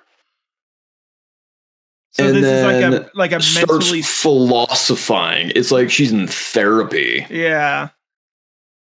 But, like... The tone switch is like, it's a little jarring, but it's abrasive almost. Yeah. You can do that and take advantage of that feeling, and we haven't gone enough into it to see if it's worth it, because it could be. Yeah, it could be. Okay. Maybe I should leave this place and embrace the darkness in front of me. The solitude suddenly seems oddly comforting. I have no place. I never felt at home. I always wore the chains of expectation. Become someone who makes mom and dad proud. An impossible task. Maybe... Have you? Right? Yeah, maybe it's better to feel nothing than the gnawing sense of despair and dread. Will it ever get better? I thought getting out of my parental prison would set me free, but it didn't. I still feel like I should do more. Living on my own is not enough. What will it take? Hey, you're an alcoholic. It's better to feel nothing than feel hurt. If you're not an alcoholic, you're about to try heroin. Yeah, dude. Yeah. Maybe I should just get it into my car and hit the accelerator as hard as I could. Well, there we go. You're an alcoholic. Yep. Run away, push through the dark valley. Hey, Sam Smith from Rick and Morty, how you doing? Goddamn. Push through the dark valley in pursuit of happiness. To find a place where I truly belong, where I can be myself. I could feel the wind combing my hair, unburdened, free. I have often dreamed of a fucking far-off place where a great warm welcome will be waiting for me. As he's like climbing up the hill and the wind's like sweeping his hair back. He's like, No, they're driving their car into a tree. What a way to go. And the crowds will cheer. They see my when they see my face. Oh God. Okay. Maybe That's the plot for the next scary movie. Probably. Maybe there is a tree somewhere that might end these thoughts. I jumped out of the chair. What the fuck are you doing to me? I kicked it over. It made a satisfying sound as it hit the wooden floor. I breathed in heavily. There was the box cutter in my hand, and a gash started at the nook of my elbow. Blood was running down my wrist. I rushed to the kitchen where the first aid kit was and hastily dressed the wound, which fortunately wasn't as bad as Carrie's the day before, but still bad. So you cut yourself vertically with a razor blade. Yeah. But luckily, that wasn't as bad as a pizza cutter.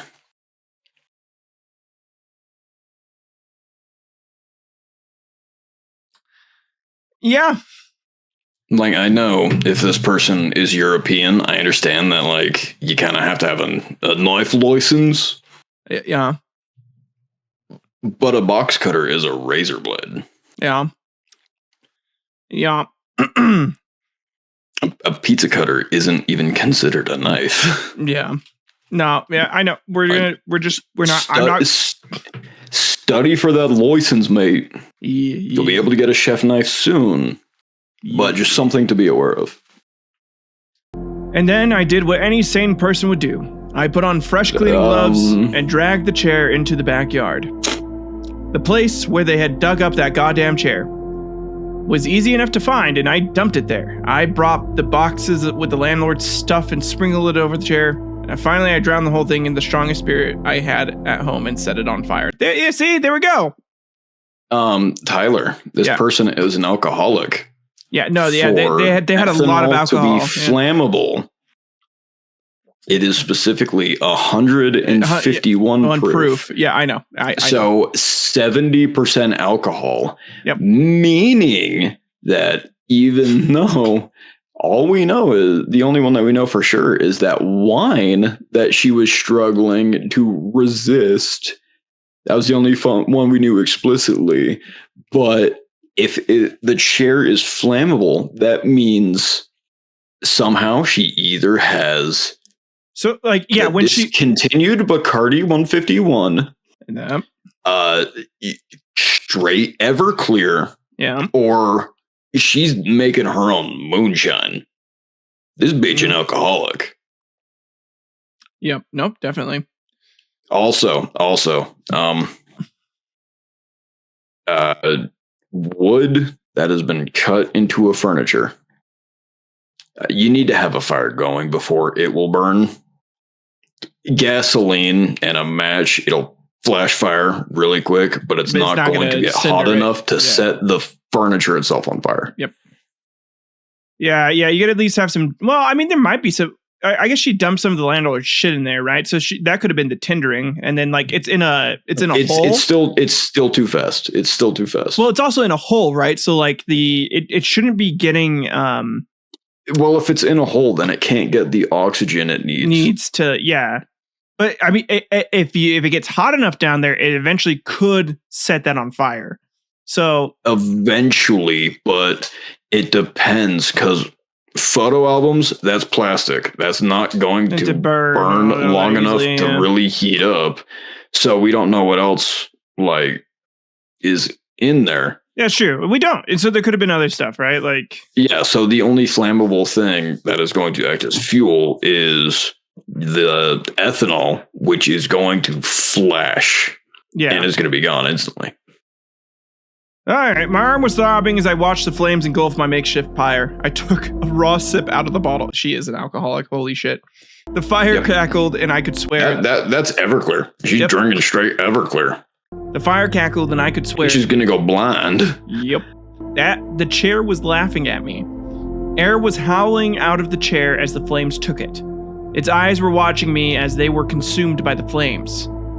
The smoke behaved oddly. At first it seemed to form clumps around the chair, like metal shavings around a magnet, and then it shot skywards and formed the shape of an X, before it completely dissipated about a meter above the pyre. At the same time, the whole thing... Give it to you. Holy shit. X gonna give it to it. At the same time, the whole thing started to burn violently, and the heat got so intense that I had to take a step back. Dragon. Maybe there was dragon. Well, there would be 4 holes, right? Because there was made from the 4 stumps, so they could have ventilation, right? So that you could have air shooting out. You could have air shooting out into like the main hole, which could then funnel. You know what? There's some logic here, right? Well, you have a central hole, and then you have 4 ventilations. That would assume that the source of the fire is. It would work better for that to act as a exhaust.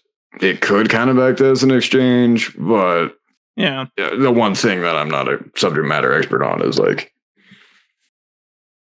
I was a Boy Scout, you know. Yeah, so was I. Yeah, I know. I got molested, same as you. That's true. Don't gatekeep that. That's true. Yeah, we had the same scout master. Actually, we did not have the same scout master. You're very widespread. Yeah. Yeah. Fuck, dude. Okay. I'm bleeping that. Note to self: bleep. Probably for the best. Yep. Okay. Formed the shape of an X before it completely dissipated about a meter above the pyre. At the same time, the whole thing started to burn violently, and the heat got so intense that I had to take a step back. As all the smoke was sucked into the center of the X, I stood there mesmerized by the display. Everything in that pyre turned to ash. The echo of the cackling laughter still rang in my ears. After it was over, I got a shovel from the shed and buried the ashes, where they had found the thing. I spilled the last of the spirit bottle over the grave for good measure. When I got inside... So she's drinking a handle of Everclear then. Yep. Also, I too read H.P. Lovecraft's The Color Out of Space. Yes. When I got inside, there was the bottle and a filled glass of red wine on the dining table. There's so much alcohol. I think alcohol has caused more problems in this. Carrie, you have a fucking problem. Please, you have a seek problem. Help. Carrie's dead. Oh, sorry, Samantha. Samantha, you have a fucking problem. I forget. Yeah, Carrie's dead. Samantha, you have a fucking problem. Please seek help. I don't remember pouring it. However, I poured everything into the kitchen sink. Hey, there you go. Brad was sent over to help with the cleanup. I already did. I said was sent because he'd never would have gotten the idea on his own. He asked about the missing chair, and I told him I burned it. He thought that burning the thing was unnecessary and excessive. I could have just cleaned the chair.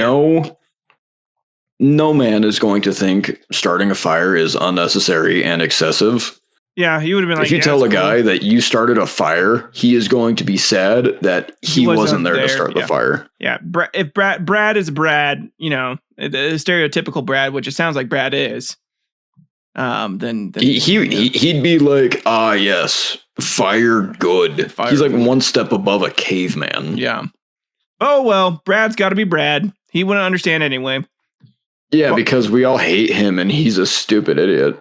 Yeah. We have not said a single good thing in this entire story about Brad. Yeah, fuck Brad. And he's stupid. Fuck Brad. All my homies hate Brad. All my homies hate each other. If you hate Brad, leave a like and a comment saying fuck Brad.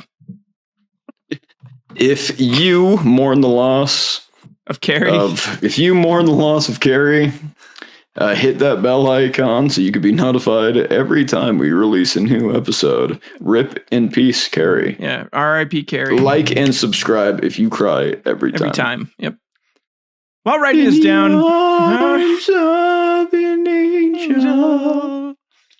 While writing this down at the dining table, I often glance over the top of my laptop, expecting those wooden eyes to stare back at me, or for a filled glass of wine to be there.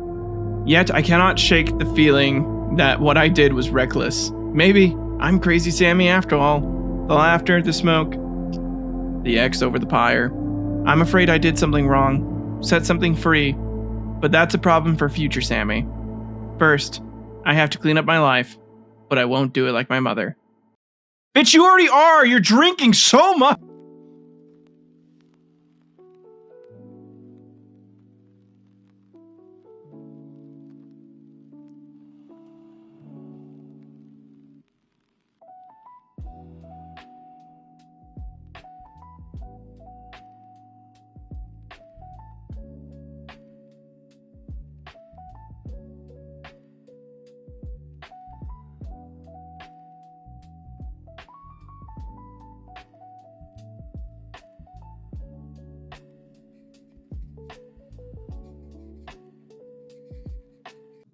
All right, so we just read This Chair Doesn't Like to Be Sat On. Yep. By Sam Denner.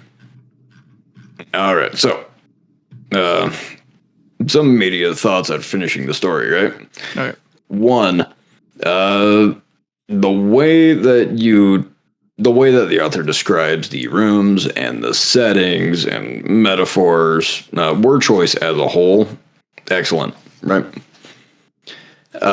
Very strong way of describing a scene, and it's a very unique and interesting situation that's going on because, like, oh, it's a fucking haunted chair. We have no idea what the chair's doing. We don't even know if it is the chair. Like, I think the chair was innocent, right? Because that's a skilled piece of woodworking. I think the chair was innocent, and you're just victim blaming for your own alcoholism, which, you know, is kind of like I don't know if that's what you intended to put in your writing, but that's like my own personal headcanon. Yeah.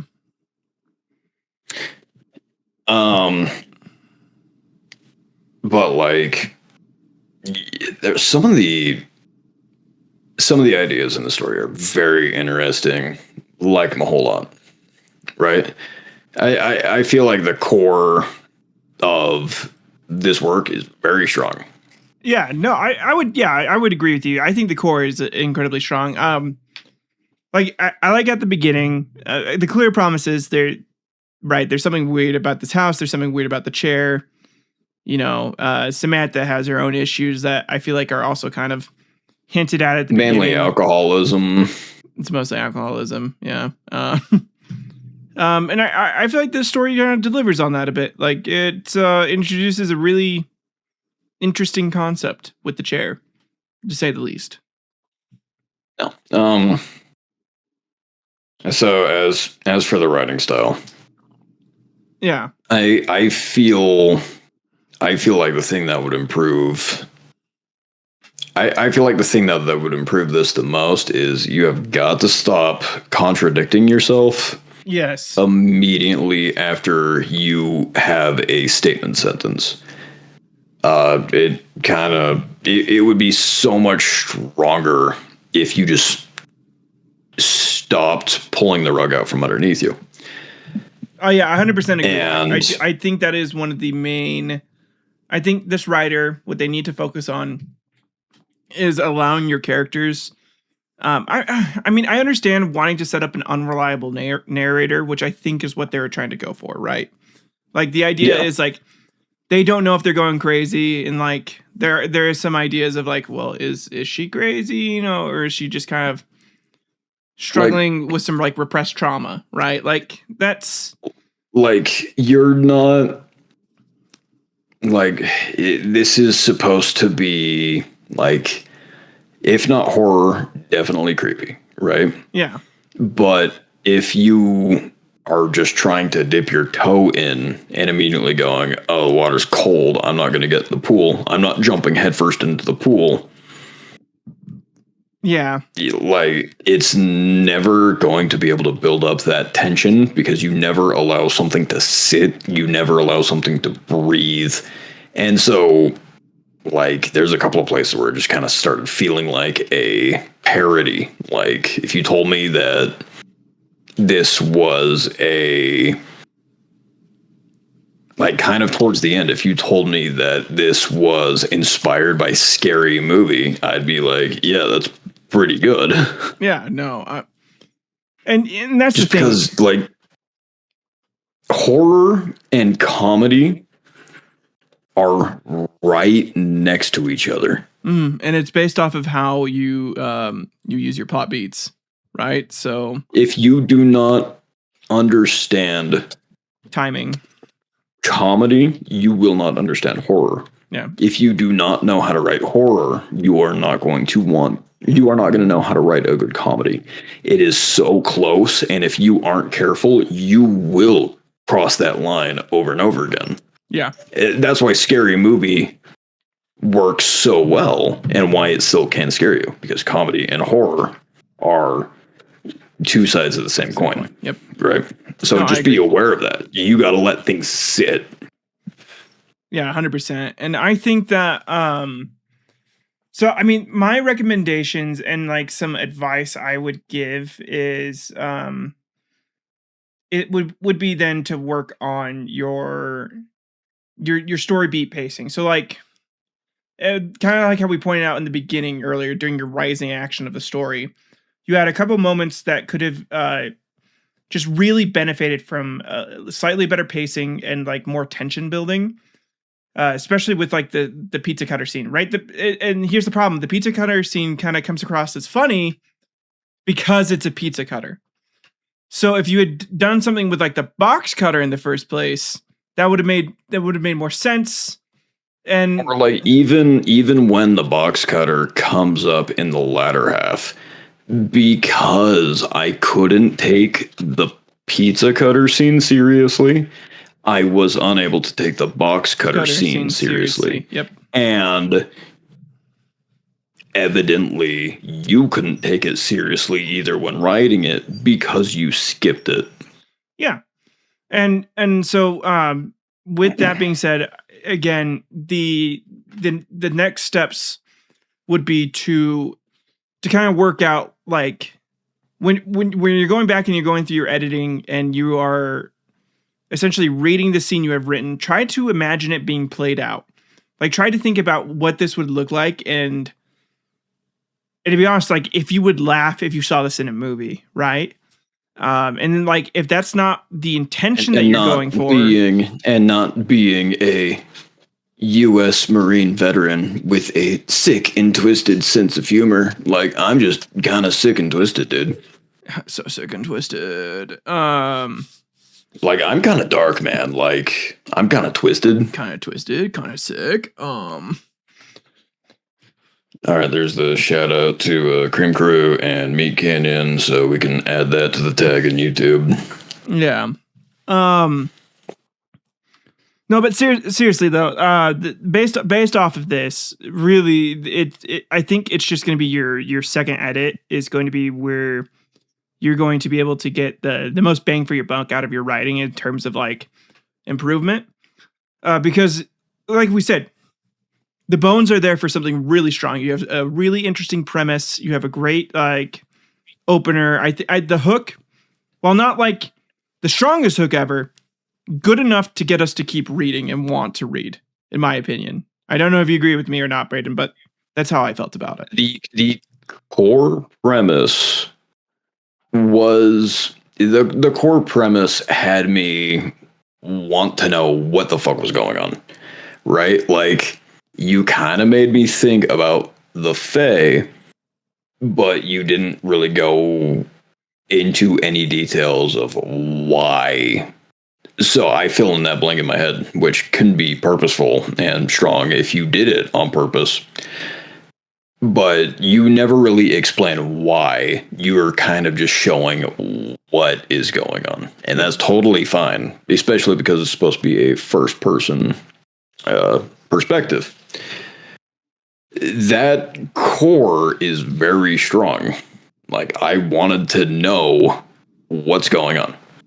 It's kind of the stuff around that needs like a second look, because everything surrounding it that's tertiary, it is tertiary, so it's not as important as the main plot, which you've got, but it's these characters sound like awful people. Was she happy that her brother died, or was she mad or sad that he died? What did he do? Was it like the main character isn't consistent? Her friends are just kind of assholes. Her parents, like, all we know is that they're dickheads and they had a kid who died. Yeah. And the main character hates them, and we don't know why. Yeah, oh, and that I think that is because of the main issue with a short story, and why you need to sort of like you have to pick like the one or two things, right, that's going on in your story. You want to try and it is so important in any story, but especially a short story. Doesn't matter how much you like a certain passage. If it is not conducive to the writing, or it is not elevating it or necessary in some way, you gotta cut it. You gotta pick your favorite kids. Sorry. Yep. You have to cut it. You get rid of any bloat, any extra weight. Kill your lovelies, as many writers say. You gotta take your lovelies out back and old yeller the bitches. 100%. And so that would be my next point is during your second edit, and this again where you're getting your most bang for your buck, you are going to be able to take a look at each passage and be like, is this contributing to the overall plot of the story in a way that is significant, outside of like, because if one passage is only serving like one purpose, especially in short stories, my God, in short stories, this is important. If it is only adding to one thing in particular, like characterization or motive, well, sometimes motivation can be the one thing, but if it's just like oh, hey, this character has a lot of trauma. In this instance, it doesn't really matter because, like, you know, really the whole idea is just this chair is kind of fucking weird and doing some crazy shit, making me feel like I'm going crazy. Then it doesn't do... Did the chair do anything? And that's the next point. The chair should have done a little more, right? Like, the chair should have... We should have felt more influence of the chair throughout the story. As far as like, I think in the beginning, you could have had a good moment where maybe she sat down on it and like, I think that's another thing that I was going to say. This is another thing that I was going to say. Yeah. The title of the work is called "This Chair Doesn't Like to Be Sat On." The only time the chair gets sat on is the protagonist sits down on the chair. Well, Carrie sits on it. Carrie sits on it. Has a while she is injured and just goes, I want to stand up, I want to stand up, I want to stand up. And that's all that happens when Carrie sits on it. The main character here sits on it and just has a emotional therapeutic flashback and then stands back up. Sitting on the chair doesn't do anything. Yeah. So don't title it, This Chair Doesn't Like to Be Sat On. Yeah, well, well, I don't know. It's still like an interesting name for. I think for No Sleep, Yes, sometimes you have to play into that. It is an interesting name. It is an interesting name, right? But there is nothing in the story that tells us that this chair doesn't like to be sat on. Like the landlord says it once, and that's the only indication of that. Otherwise, it could be a completely normal chair that just happens to sponge up blood, and that's all. So if you want to keep your title that, you gotta make it so that way if you sit in that chair, something fucked happens. Yeah, and I think if at the beginning of the story that was hinted at a bit more, like if she just kind of, I don't know, you could have done anything like at the beginning where she just kind of like sat on the chair because she thought it like looked silly and like, she was just getting in the house. And then like the instant she sat on the chair, she gets like those goosebump feelings, or it makes her think about her brother or makes her relive something in her past. And maybe in that instance, you could have that unreliable narrator pop up too, where it's like, maybe she's just having some trauma pop up, right? Maybe it's not also the chair. Like in the beginning, like in the first like third or first quarter, the protagonist is avoiding sitting in the chair to a comical degree. Yeah. Like we were making fun of that of, oh, I'm a broke bitch. I don't deserve to sit in the chair, because she doesn't sit in the chair for any reason. And it makes it funny. It does. And it kind of kills the tension, and it also kills the pacing. Honestly, I think you could almost keep this as is and just kind of like you could go half tweak of it. Well, no, you could go tweak the moments that we found funny, and if you tweak it and you play into it, it would be a really funny story. Like it would kill, which is a good thing too. That's sometimes a pleasant discovery of when you're writing something. You're like, oh wait, actually no, this idea is just so over the top. This is kind of hilarious. So I mean, if you do that, you can almost think of like a Three Stooges like prop comedy where like, oh, everything fucked up is happening to this chair and the characters are blaming the chair, and it is like the chair is just that one prop that you just don't move, don't bring attention, doesn't do anything, and it's like, oh, it's just everything around it is fucking chaos. Yeah, exactly. But also every part that we found funny, like you said, if you dive into it, but instead of making it funny, you make it weird, make it haunting, that could really focus it too. Yeah, it would really elevate because every time we were laughing and joking, that was an emotional rise. Mm-hmm. Yeah. So it was funny when we were laughing, but that shows that is the part of your writing that gets in emotion. Yep. And that's where you need to focus, is those beats in particular. Because like it's just tweaking it, getting it to that right level of a finesse, really, a finesse, and understanding the moment and like how to build that creeping suspense and that creeping tension. A good book for that, especially with like inanimate objects. Let me look it up. Look, I hate to give it a shout out. I hate the fact that I give it a shout out, but you got to read Stephen King.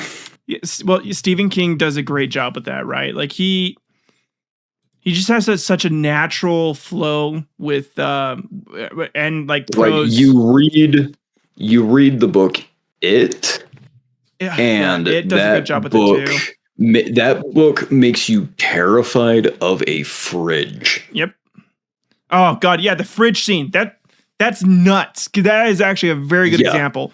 Honestly, just screw the rest of Like- that book. Go look up the fridge scene from it in the book. Yeah, just look up look. You separate the art from the artist. That fridge scene is the instant thing that pops into my head. Yeah, I was gonna say The Shining. The Shining is another great Instantly. Yeah, The Shining is another great example of this too. Oh, The Shining is just the entire thing is just that. Yeah, no, I would. That's not that is this hotel is alive and it's Yeah. the hotel that's doing it to us. It's not, oh, the hotel is just the place where we're at that happens to be haunted. It's this hotel is malicious. Yeah. And so, yeah, that's what I would recommend. I do think that if you just worked on those couple things with like your tension and then your rewrites for your second draft, I think you have so much potential to like just have like such an amazing story. And I think you'll do great. Yeah, and I don't mean to end it on a little bit of a downer, but punctuation and sentence structure. Yeah, grammar. Yeah, you kind of need to rework that. Like, I'm sorry, but the only time you used a quotation mark is a arrow quote. Yeah. I'll say this with me knowing that you do like English isn't your first language. I didn't want to harp on it too much, but it wasn't the worst to where fully remove me, but it was like it was often enough that I couldn't help but notice it, and I had to make the conscious choice to ignore it. Yeah, and here's the thing. I honestly think if we hadn't brought it up, like, I don't think anyone could tell that you're not a native speaker, because like you do write very, very well, even with the errors that there are, especially compared to like a lot of fluent people that I know. So like, again, grain of salt. I'm not like trying to like infantilize not knowing the language. It's just like, I understand This is the struggle. This is, to me, the way that the grammar and sentence structure reads is young man who is trying to write their first draft. So this is very much to me a dude is writing for the first time. Every young guy's first attempt at writing has the exact same grammar. So if I didn't know that your first language wasn't English, I wouldn't have known at all. Yep. That's a compliment. But it is something that you're going to want to work on, because now that you know this is such a common thing, when you fix it and improve it, it only elevates your work that much more. Yeah, 100%. And I know Brandon isn't going to be doing this, but I'm going to be doing this. I'm going to give you I'd say I put this in a solid like 70%, like a C, like C plus territory. See me after class for your report card. Yeah, exactly. If you want like a full breakdown, I'm going to write it out and like score it. So if you do want to reach out and get like that level of like detailed feedback, feel free to. I'm more than happy to like give that to any of our authors, actually. So like if anyone that wants to submit stories on here, I am going to be critiquing and like grading like a TA would on an assignment. So we're making a tier list to find out who is F tier and who is triple S. Yeah. The YouTube algorithm likes tier lists, so you're all going on it. Yeah. Okay. But yeah, no, thank you guys for listening. I hope you guys enjoyed this. We really do hope that this helps future writers, and that any new, and also, like, I cannot stress this enough. Massive props to Mr. Sam. anyone who wants to improve their writing so much that they're willing to do something stupid like this and show their writing on our show or any show like this, that takes a level of confidence and desire to improve that is only impressive. So massive shout out to him. Yeah, huge shout out. And that goes for any future writers too. And I think anyone on the show, please like be respectful to any of the authors on here. I'm going to make this statement right now. If I see any accusations of AI usage that are baseless, rootless, or like really anything, just any accusations, I do not want you here. Okay? Listen, I understand AI in this environment is not great, but what we need to teach people who do use AI, because that may happen, this very well may be the case. People who do use AI, what they need to learn and need to understand is that AI is not going to help you improve your writing. It's also not going to do good writing. Also, we don't necessarily like generative AI for the purpose of writing. But there's been a few situations that we have seen where people will conflate bad writing or amateur, like not amateur as a way to insult, but the literal definition of amateur, new. Yeah. Writing with AI. And you've seen people get really demoralized because of that shit, because people will bully the fuck out of you for something that they don't like. Don't be fucking dicks to each other, man. Yeah, exactly. And so it's like, hey, on the internet, what's the fastest way to get a death threat? Yep. Just say you don't like Taylor Swift. Yeah. So the idea here is if someone is using AI, we hope that if their work appears in our show, that they'll take our advice to heart and they'll learn from it. So eventually they'll start to distrust the AI and want to actually trust their own skills and take what we've hopefully taught them to improve. If you use AI, you at least got to read the fucking thing before hitting submit. Yeah, exactly. So, but yeah, thank you guys for watching. It is not going to give you something competent unless you yourself are competent. Mm-hmm. And even that, if you are competent, why? Yeah, but yeah, it's going to be kind of pointless for you if you're competent. So, because one, it's going to kill your creative drive, right? It's just kind of being lazy at that point. So, dude, it's the fastest way to commercialize your own shit. It's like, oh, you know what would make me so inspired to write? If I felt like this was me writing, but in an office job. Yep. So again, to reiterate, accusations of AI will be removed in the I will remove those comments. I am not going to allow any sort of witch hunts to start, even if like we know 100% that they used AI. I don't care. I do not care. The goal here is to help people improve. The goal isn't to like. And also, yeah. Also, like let's all be adults here. If the only person that's taking advice that they could use is the author, this is a waste. Mm-hmm. Exactly.